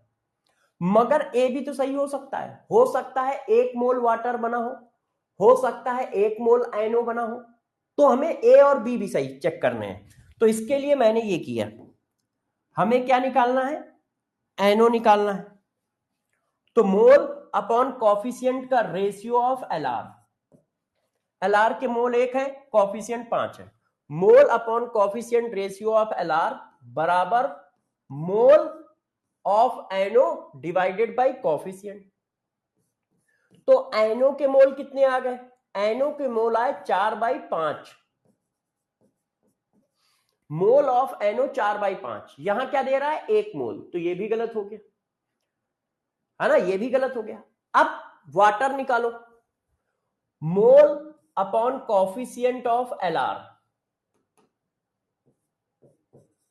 Mole of water and coefficient of water. Water का स्टैक्योमेट्रिक कॉफिशिएंट 6। तो मोल ऑफ वाटर कितना हो गया 6/5। ये भी 1 नहीं है, ये भी क्या है 1 नहीं है, तो ये भी गलत हो गया। तो आंसर क्या आएगा, सिर्फ सी आएगा। बात समझ पाए, जो कुछ भी निकालना है हमेशा Lr से कंपेयर करोगे। बार बार बोल रहा हूं, जो कुछ भी निकालना है उसका हमेशा Lr से कंपेयर करोगे। क्लियर है। चलो अब इस क्वेश्चन को करिए, सारे बच्चे इस क्वेश्चन को करें। अब आप इस क्वेश्चन को पढ़ें और करें। What is the maximum mass of NO that could be obtained from 15.5 gram of N2O4 and 4.68 gram of N2H4 when they react? The balance equation is this. अच्छा लाउंडे खुश हो गए होंगे। चलो अब इसको करते हैं। रिएक्शन बैलेंस है, देखो बच्चों पहला रूल क्या है, रिएक्शन बैलेंस होनी चाहिए।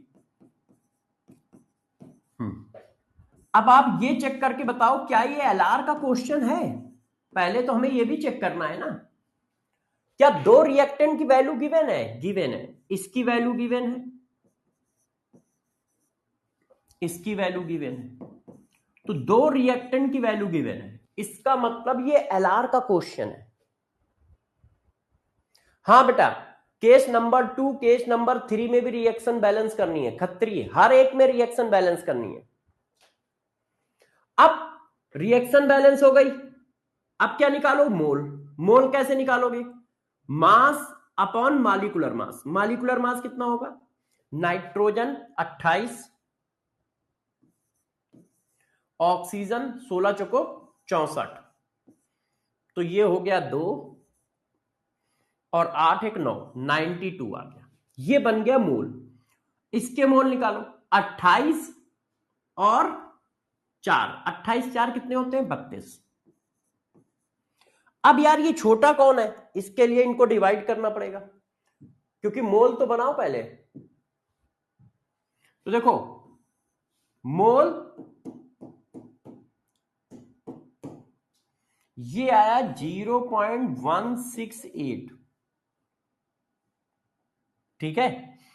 अब इसको निकालो, 4.68 डिवाइडेड बाय 32, 0.16। इसके मोल ये हैं, इसके मोल ये। अब हमें क्या निकालना होता है, Lr चेक करना होता है। हम क्यों चेक कर रहे हैं Lr, हम Lr इसलिए चेक कर रहे हैं क्योंकि दो रिएक्टेंट की वैल्यू गिवन है, और दो रिएक्टेंट की वैल्यू गिवन है तो हमें चेक करना पड़ेगा छोटा कौन है। तो बताओ, मोल अपॉन कॉफिशिएंट, कॉफिशिएंट कितना है 2, मोल अपॉन कॉफिशिएंट, कॉफिशिएंट कितना है 1, तो देखो इसमें 2 से डिवाइड है, इसमें 1 से डिवाइड है, तो ये छोटा है। क्यों? ये 168 डिवाइडेड बाई 2 है, तो ये 84 के आसपास आएगा, और ये 146 है, पॉइंट हटा दो, तो ये 84 हो गया, और वो 146 है, तो ये एलआर है।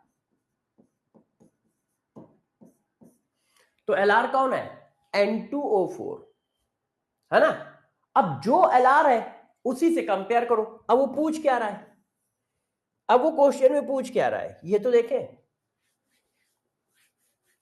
What is the maximum mass of NO। अच्छा, NO पूछ रहा है, तो देखो mole upon coefficient of LR, mole upon coefficient of LR, LR कौन है? ये, तो मोल upon coefficient, mole upon coefficient of LR, mole upon coefficient of, find करना, फाइंड किसको करना है? एनओ को। तो एनओ की वैल्यू कितनी आ गई?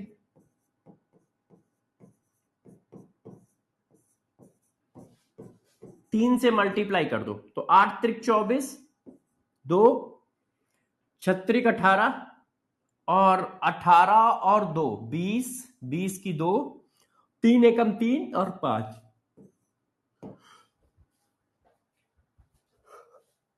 तो ये आंसर आ गया। चेक करो मेरा आंसर सही है। अच्छा, ये मोल आया है, सॉरी, ये मोल आया है, मास नहीं आया है, ये आया मोल ऑफ एनओ।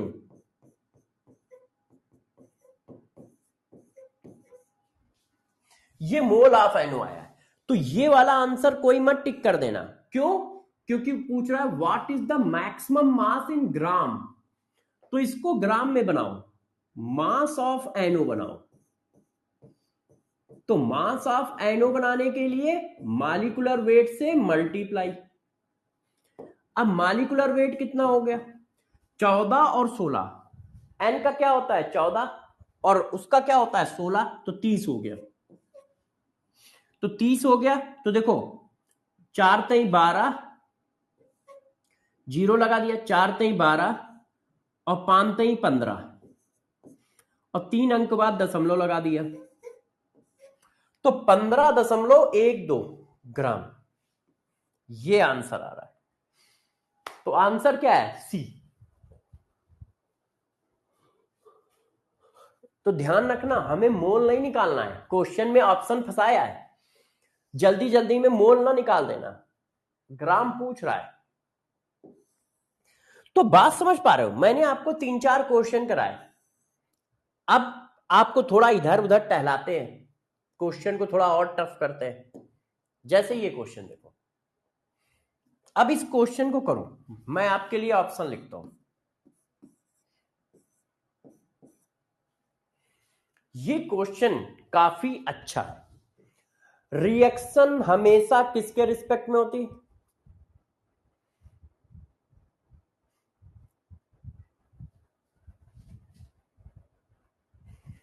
अच्छा, पीडब्ल्यूडी रैंक 2813 है, 2813। स्टेट कौन है? अशोक, अशोक स्टेट कौन है? हाँ, मेरे से सिली मिस्टेक हुई है कि आपसे? बिहार, बिहार में मिलना मुश्किल है, मुश्किल है, मुश्किल है, क्योंकि 2800 है ना, तो मुश्किल है कि पीडब्ल्यू में मिले, है ना, पीडब्ल्यूडी में मिल पाए, मुश्किल है।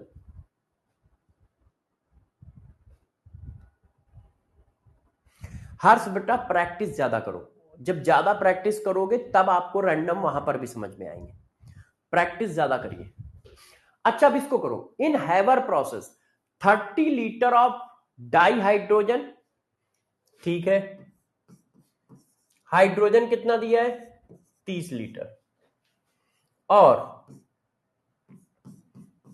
30 litre of die nitrogen were taken in a reaction yield only 50% accepted product, what will be the composition of gaseous mixture under? अच्छा, अच्छा, अब देखो ये क्वेश्चन बहुत इंपॉर्टेंट और बहुत टफ है।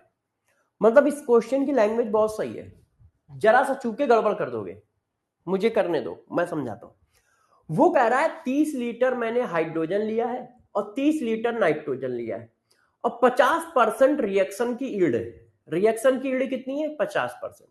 तो उसके बाद बताओ कि रिएक्शन का मिक्सचर क्या है, मतलब किसके किसके क्या क्या अमाउंट है, क्योंकि पूरी रिएक्शन तो हुई नहीं है, किसके किसके क्या क्या अमाउंट है। तो अब जरा देखो इस बात को कैसे करते हैं। क्या दो रिएक्टेंट की वैल्यू गिवन है? हाँ, तो ये एलआर का केस है। अब सबसे पहले रिएक्शन बैलेंस है? नहीं, कर दो। अब मोल बनाओ, मोल, मोल बनाओ, मोल। अब चेक करो एलआर कौन है, check LR. Mole upon coefficient, coefficient कितना है? 3। मोल अपॉन कॉफिशिएंट, कॉफिशिएंट कितना है? 1। तो एलआर कौन हुआ? तो बच्चों एलआर ये हुआ,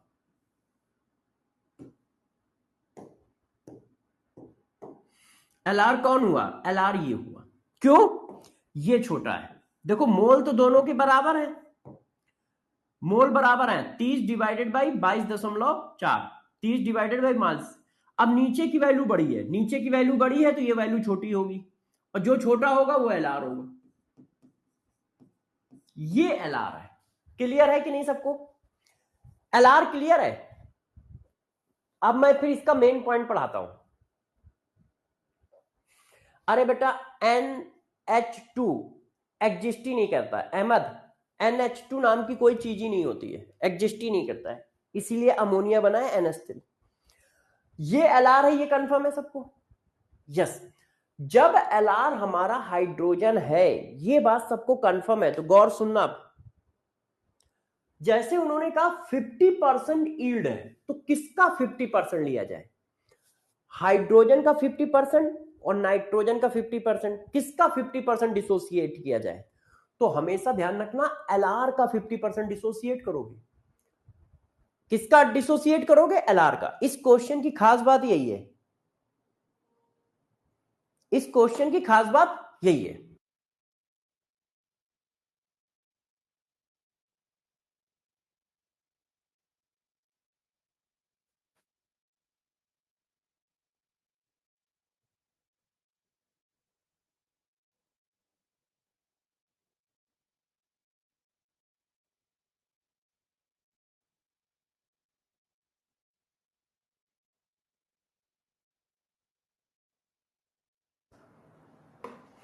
तो बात समझ पाए? तो ऑलवेज ध्यान रखना, ऑलवेज यदि कहीं पर ईल्ड परसेंटेज दिया है तो वो एलआर का 50% होगा, एक्सेस का नहीं। एक्सेस का 50% करोगे तो गलत हो जाएगा, एलआर का 50%। तो आप इसका 50% लो। तो अब देखो क्वेश्चन कैसे आ गया, ध्यान दो इधर, सभी बच्चे ध्यान देंगे। ये क्वेश्चन अच्छा क्वेश्चन है, क्योंकि यहां पे सिली मिस्टेक होगी, कॉन्सेप्चुअल मिस्टेक, बच्चे को समझ ही नहीं आएगा। ये 30, ये 30, ये 0। अब 50% किसका लोगे? इसका। तो जब इसका 50% डिसोसिएट हुआ तो 15 डिसोसिएट हुआ। अब गौर समझना, अब इसका कितना डिसोसिएट होगा? तो डरना नहीं, जब इसके 3 डिसोसिएट होते हैं तो इसका 1 डिसोसिएट होता है, चेक करो। जब इसके 3 खर्च होते हैं तो इसका 1 खर्च होता है, तो इसके कितने खर्च हुए हैं? 15। मतलब 1/3 खर्च होता है नाइट्रोजन। जब इसके 3 खर्च होते हैं तो इसका 1 खर्च होता है, मतलब 1/3। तो जब इसके 15 खर्च हुए तो इसके कितने खर्च होंगे? 5। ऐसा ना करना कि 50% इसका भी कर दिया 50% इसका भी कर दिया, तो गलत हो जाएगा। जब ये 50% खर्च करता है तो ये जो है 50% डिवाइडेड बाई 3%, जितना ये खर्च करता है उसका 1/3 ये खर्च करता है। तो इसने अपना 50% खर्च किया 15, तो ये 1/3, 15 का 1/3 5। अब ये बनाता कितना है? 2। जब ये 3 खर्च करता है तो ये 2 बनाता है, तो जब ये 15 खर्च करेगा तो ये 10 बनाएगा। तो हाइड्रोजन कितना बचा?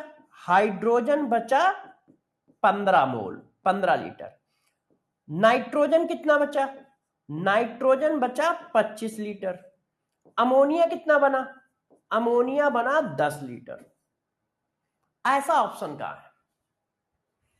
अमोनिया कितना बना? 10 लीटर। क्या आप ये बात समझ पाए हो मैंने क्या किया है?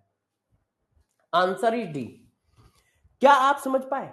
तो हमेशा ध्यान रखना, हमेशा किसका 50% करोगे, 60%, 30% किसका करोगे? एलआर का। एलआर के रिस्पेक्ट में सब कुछ चलेगा, ध्यान रखिएगा।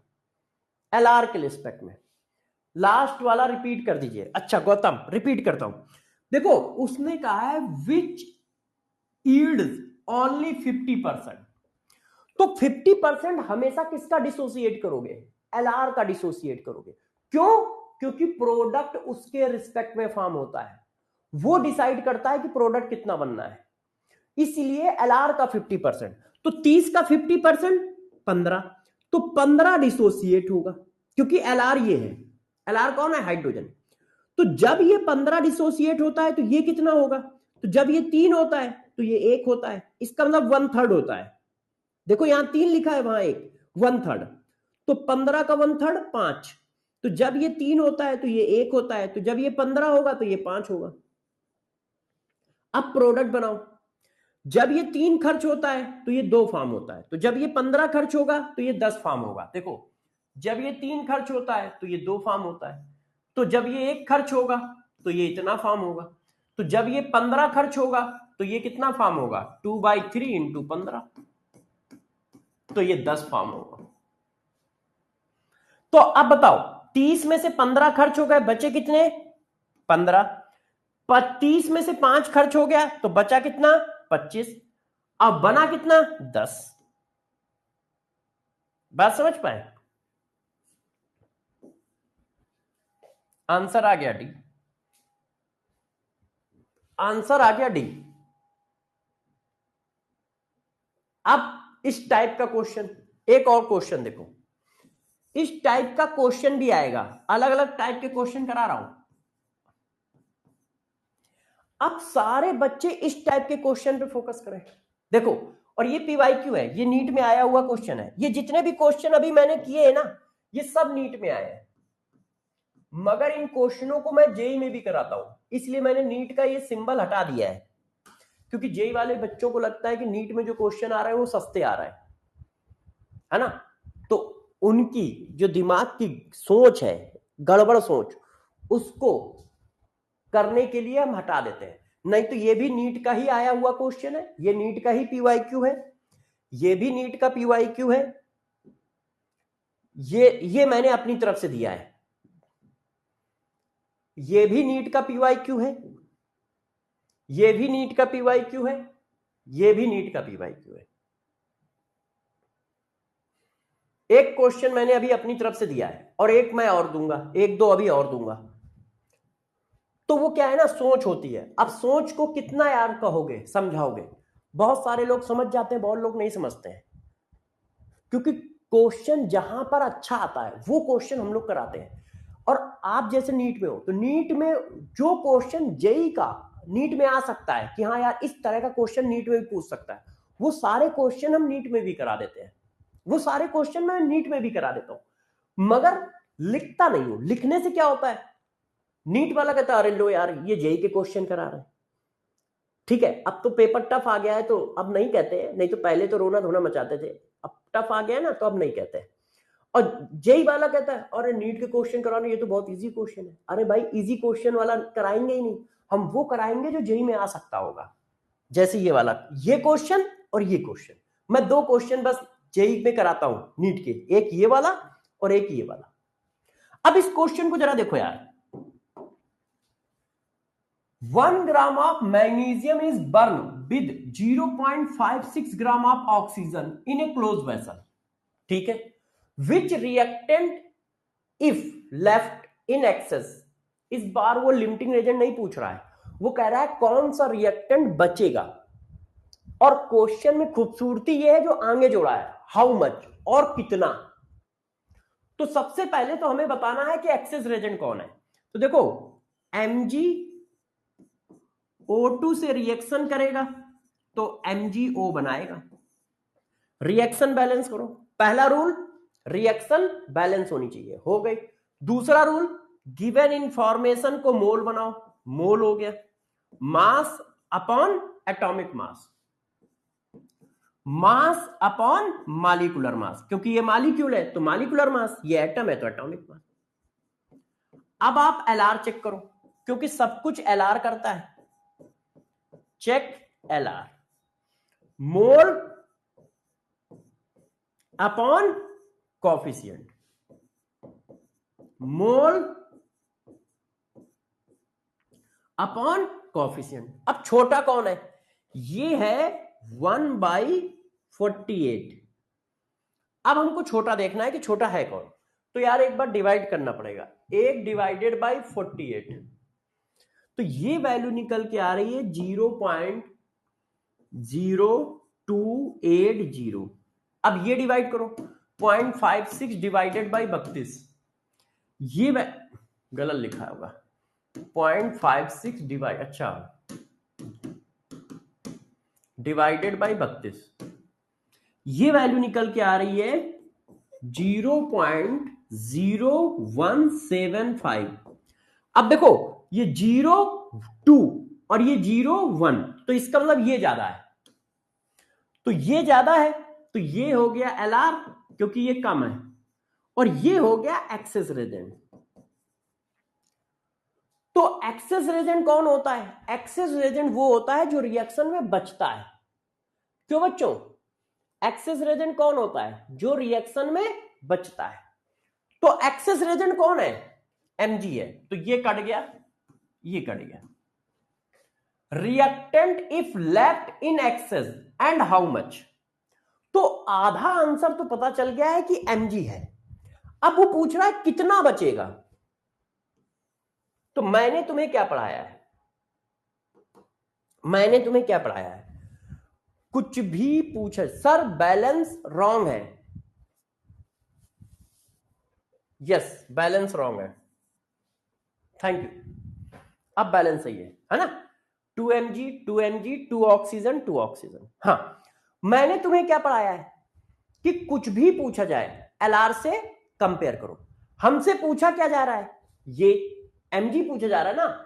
If reactant if left in excess and how much, तो पूछ कौन रहा है? mg, तो बस बराबर कर दो। किससे करोगे? एलआर से। एलआर कौन है? ये देखो, मोल अपॉन कोफिशिएंट, ये मोल हो गए upon coefficient. LR, LR oxygen है, mole of mg upon coefficient. क्यों? mg के मोल निकालने हैं, हाउ मच पूछ रहा है ना, तो मोल ऑफ mg आ गया। देखो कितना आया, मोल ऑफ mg,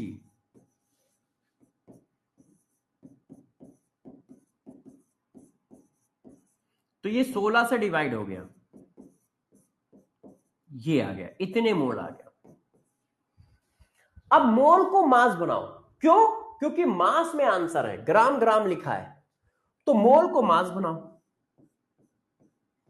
तो मोल को मास बनाने के लिए मॉलिक्यूलर वेट से एटॉमिक वेट से मल्टीप्लाई, तो 8 दूनी 16, 8 त्रिक 24, 2 से ये काट दिया है ना, तो 2 से काटोगे तो कितना आएगा? नहीं गलत कट गया, 2 एक कम 2 और 2 दूनी, हाँ 28, तो 28 इंटू ये 8 त्रिक 24 और 24 की 2 26। अब देखो बच्चों, रिएक्शन में जो निकलेगा कौन सा पार्ट निकलेगा? वो पार्ट निकलेगा जो रिएक्शन में यूज हुआ है। तो 1 ग्राम था, ये कितना था? 1 ग्राम। 1 ग्राम में से 1 ग्राम में से 0.84 ग्राम कंज्यूम हो गया। क्यों? क्योंकि रिएक्शन में जो पार्टिसिपेट करता है वो निकलता है, कंज्यूम हो गया। तो एक्सेस में कितना बचा? एक्सेस में बचा इतने ग्राम।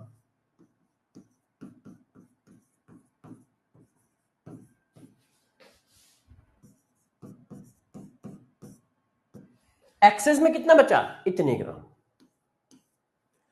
देखो इतने ग्राम तो रिएक्शन में कंज्यूम हो गया, 0.84 ग्राम तो रिएक्शन में कंज्यूम हो गया। 1 ग्राम लिया गया था, आपने कहा है ये एक्सेस रेजेंट है, तो जब ये एक्सेस रेजेंट है तो इसका मतलब आफ्टर रिएक्शन बचेगा। अब आफ्टर रिएक्शन कितना बचेगा? तो 1 ग्राम लिया था, उसमें से इतने ग्राम चला गया रिएक्शन में, तो बचा कितना? माइनस कर दिया। बचा कितना? माइनस कर दिया। बताओ सही है? अब सब लोग कुर्सी की पेटी बांध लो, 5 रुपए वाला क्वेश्चन आ रहा है। सब लोग कुर्सी की पेटी बांध लो, 5 रुपए वाला क्वेश्चन आ रहा है। सभी बच्चे कुर्सी की पेटी बांध लें, 5 रुपए वाला क्वेश्चन आ रहा है।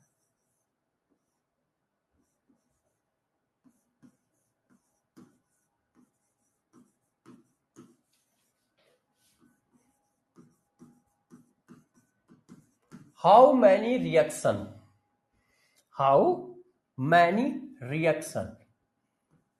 Metal is A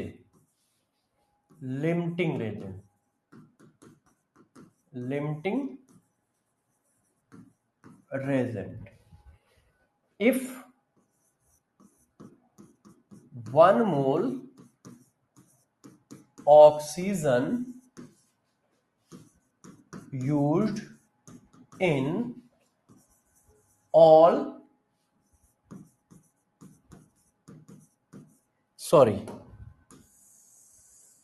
if 1 mole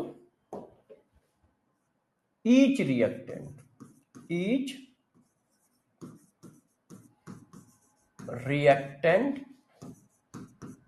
used in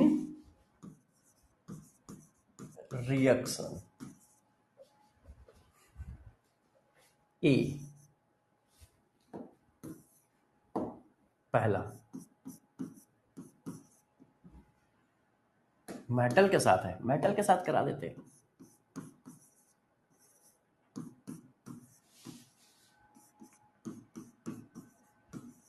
भाई संभल के करना सब लोग।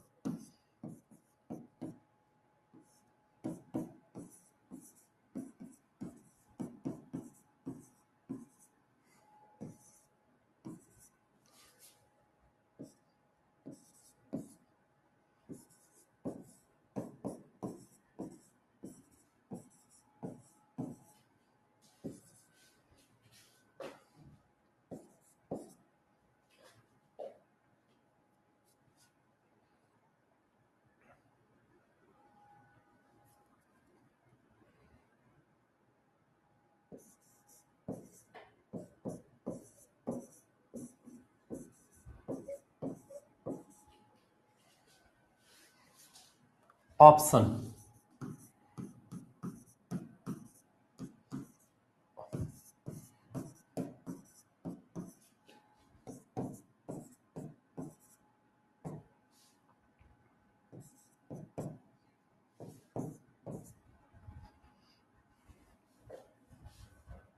पूछा क्या है? Metal is used as a limiting agent. Okay बताओ भाई, एक ही ऑप्शन भी लिख दूं क्योंकि मैंने क्वेश्चन बनाया, मुझे पता नहीं है अभी। देखिए इस क्वेश्चन का आंसर देना है सबको, एक 5 प्लस -5 और टाइम आपके पास है 60 सेकेंड। ज्यादा समय दिया है, जबकि नीट में 40 सेकेंड होता है, मगर 40 सेकेंड एवरेज होता है। कोई क्वेश्चन 10 सेकेंड में भी सॉल्व होता है, कोई क्वेश्चन 2 मिनट में भी सॉल्व होता है, इसलिए आप सबको मैंने 60 सेकेंड दिए। How many reaction metal is a limiting reagent if 1 mole each reactant used in reaction. मैंने कुछ नहीं किया है, मैंने सिर्फ क्वेश्चन की लैंग्वेज को पलटा है और नया तरीका का क्वेश्चन बनाया है। इस तरीके के ना तो क्वेश्चन अभी तक पेपर में आया है और ना मैंने कराया है, मैं आप करा रहा हूं 5 रुपए के फॉर्म में। देखो मैंने सिर्फ क्वेश्चन की लैंग्वेज को घुमा दिया है और नई चीज पूछ ली है, अब आप सबके तोते उड़े हुए हैं। आप में से बहुत लोग सही भी बताओगे, आप सबके तोते उड़े हुए हैं। क्यों? इस तरह का क्वेश्चन ना तो आपने किसी बुक में देखा, ना आपके पेपर में अभी तक आया है, और ना जेई में आया है, ना नीट में आया है। ये तो मैंने डिजाइन किया है। अब तुम्हें ये क्वेश्चन पढ़ने में, समझने में और करने में टेंशन होगी, जबकि ये क्वेश्चन बहुत इजी है, मगर पैटर्न नया कर दिया है मैंने। और नया पैटर्न करने की वजह से बच्चे को एक बार दिमाग में जोर डालना पड़ रहा है कि यार क्या आंसर आएगा, कैसे करें। तो इसलिए ध्यान रखो, इस समय नए क्वेश्चन, नए पैटर्न के क्वेश्चन करने की बहुत जरूरत है, क्योंकि नीट के पेपर में नए पैटर्न के क्वेश्चन आ रहे हैं। मतलब वो लैंग्वेज को काफी घुमाते हैं, क्वेश्चन को कई तरह से पूछ रहे हैं। तो ये जो पुरानी डीपीपी है, पुरानी बुक है, ये सब रद्दी हो गई है। अब देखो, सबने बच्चों ने ई आंसर दिया है कि नहीं सर ई आंसर होगा। अब मैं आंसर बताता हूं क्या होगा। मुझे भी नहीं पता है, क्योंकि मैंने क्वेश्चन बनाया है सिर्फ। तुमको क्या पढ़ाया है, तुमको क्या पढ़ाया जरा बताओ। तबीयत से मारेंगे तुम सबको। पहले तुम बता दो तुमको पढ़ाया क्या है।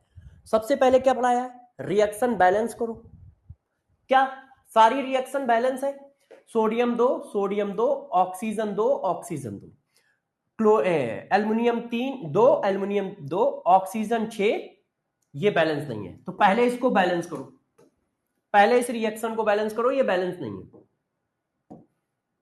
बैलेंस रिएक्शन करनी पड़ेगी ना, इसको बैलेंस करो पहले।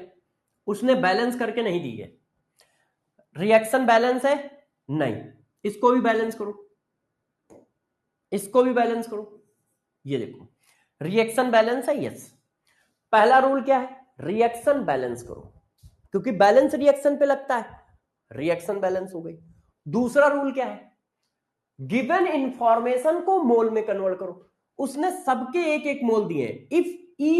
If 1 mole each reactant is used, इसका भी 1 मोल है, इसका भी 1 मोल है, और इसका भी 1 मोल है। सबके 1 मोल है। अब बताना है कौन कौन सी रिएक्शन में मेटल लिमिटिंग रेजेंट है।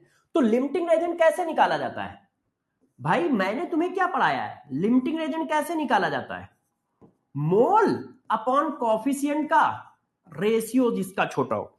मैंने इस क्वेश्चन में कैलकुलेशन इतनी कम की है कि जिस बच्चे का कॉन्सेप्ट क्लियर है, जिस बच्चे का कॉन्सेप्ट क्लियर है, उसका आंसर फ्रैक्शन ऑफ सेकंड में आएगा। मैंने इस क्वेश्चन में कैलकुलेशन डाली नहीं है, 0 कैलकुलेशन डाली है। कितनी? 0। भाई जिसका मोल अपॉन कॉफिशिएंट सबसे छोटा आएगा वो लिमिटिंग एजेंट होगा। अब देखो मोल सबके बराबर है, मोल सबके बराबर है, दोनों के बराबर है। तो जिसका कॉफिशिएंट बड़ा होगा उसका सबसे छोटा रेशियो आएगा। भाई मोल सबके क्या है, 1 1 1, सबका मोल 1 है, तो जिसका कॉफिशिएंट बड़ा होगा उसका रेशियो छोटा आएगा। आएगा कि नहीं आएगा? जिसका कॉफिशिएंट बड़ा होगा उसका रेशियो छोटा आएगा, क्योंकि मोल तो सबके बराबर है। तो कॉफिशिएंट किसका बड़ा है, इसका, तो ये एलआर है। कॉफिशिएंट किसका बड़ा है, इसका, ये एलआर है। कॉफिशिएंट किसका बड़ा है, इसका, ये एलआर है। कॉफिशिएंट किसका बड़ा है, दोनों का सेम है, दोनों एलआर है, दोनों एलआर है। क्यों? क्योंकि दोनों 100% कंज्यूम होंगे, क्योंकि मोल अपॉन कॉफिशिएंट रेशियो दोनों का बराबर है, तो दोनों 100% कंज्यूम होंगे। इसमें ये भी 100% कंज्यूम है, ये भी 100% कंज्यूम है। अब क्वेश्चन क्या है, metal is a limiting Regent, तो ये मेटल है, ये तो मेटल नहीं है, तो 1 2 3 4 है ना। तो मेन आंसर कौन कौन होगा, मेन आंसर होगा ये 2 3, सॉरी 1 2 3 कहां दिया है, 1 2 3, क्योंकि फोर्थ में ऑक्सीजन भी लिमिटिंग रेजेंट है, फोर्थ में ऑक्सीजन भी लिमिटिंग रेजेंट है। Metal is a limiting reagent. Question को और अच्छा कर देता हूं, जैसे किसी को कंफ्यूजन हो, ओनली सिर्फ मेटल लिमिटिंग रेजेंट हो, तो आंसर क्या होगा, 1 2 3।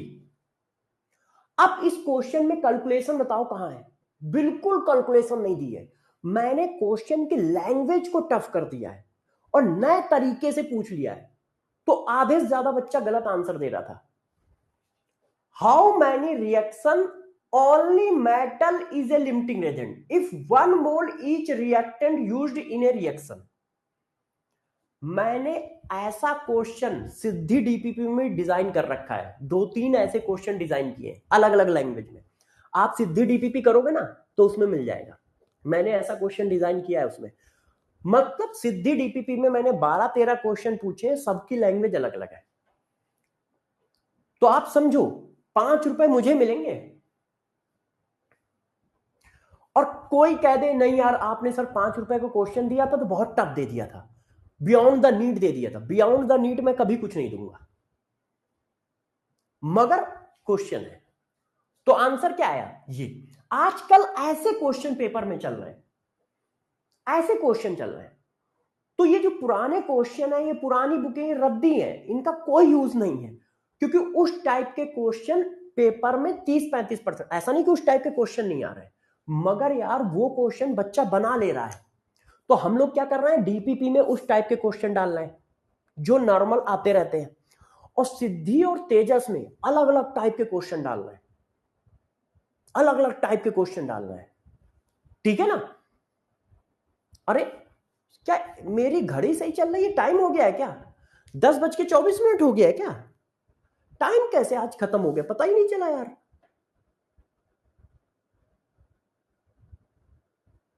पता ही नहीं चला। अरे तो फिर जल्दी से क्लास छोड़ता हूं, नहीं तो फिजिक्स की क्लास फंस जाएगी। आप सभी बच्चे डीपीपी 1, 2, 3, 4 तेजस सिद्धि सब लगा सकते हो। डीपीपी 1, 2, 3, 4 तेजस सिद्धि सब लगा सकते हो। बस लॉ ऑफ केमिकल कॉम्बिनेशन वाला क्वेश्चन छोड़ देना। अभी कल मैं लॉ ऑफ केमिकल कॉम्बिनेशन पढ़ाऊंगा और कल आपको सारे नीट के क्वेश्चन कराऊंगा, सारे नीट के क्वेश्चन जो नीट में आए हुए हैं, नीट में आए हुए सारे क्वेश्चन कराऊंगा। एनसीईआरटी एग्जाम्पलर के सारे क्वेश्चन कराऊंगा। तो चैप्टर तो एक तरह से लगभग खत्म हो गया है, और कल पूरा चैप्टर खत्म हो जाएगा, मतलब क्वेश्चन प्रैक्टिस के थ्रू भी। तो कल परसों में पूरा चैप्टर खत्म हो जाएगा। कल मैं इसकी प्रैक्टिस कराऊंगा, परसों प्रैक्टिस कराऊंगा। जैसे किसी चैप्टर को हम लोग क्लोज करें ना, तो बहुत अच्छे से क्लोज करें, बहुत अच्छे से क्लोज करें। ठीक है? हाँ, अरे कभी कभी केस के अहमद केस नंबर 6 किसी बीच में ही पढ़ा दिया होगा। कभी कभी केस नंबर लिखते हैं, कभी कभी नहीं लिखते हैं, तो हर जगह पे केस ऊपर नीचे होते रहते हैं। ठीक है? अब आप लोग क्लास करो फिजिक्स की, ठीक है बच्चों? और डेली केमिस्ट्री का रिवीजन करो, केमिस्ट्री की नोटबुक करो, केमिस्ट्री की डीपीपी करो, असाइनमेंट करो। जो मैं सिद्धि तेजस ये सब दे रहा हूं यार, इसमें बहुत मेहनत कर रहा हूं, नए नए टाइप के क्वेश्चन दे रहा हूं। ऐसे नहीं, एनसीईआरटी आपको बिल्कुल रीड नहीं करनी है। एनसीईआरटी में फिजिकल केमिस्ट्री में एनसीईआरटी के क्वेश्चन आते हैं, वो मैं क्लास में ही करा दूंगा, और उसकी एक सीट भी दे दूंगा अलग से, उसकी एक सीट भी दे दूंगा अलग से, जैसे आपको ज्यादा कुछ ना करना पड़े। ठीक है? बाय बाय, अपना ध्यान रखें। हाँ, इस बार के टेस्ट के लिए बच्चों सॉरी, ठीक है, क्योंकि उसने गलती कर दी, पुराना पेपर मतलब वो वाला पेपर भेज दिया।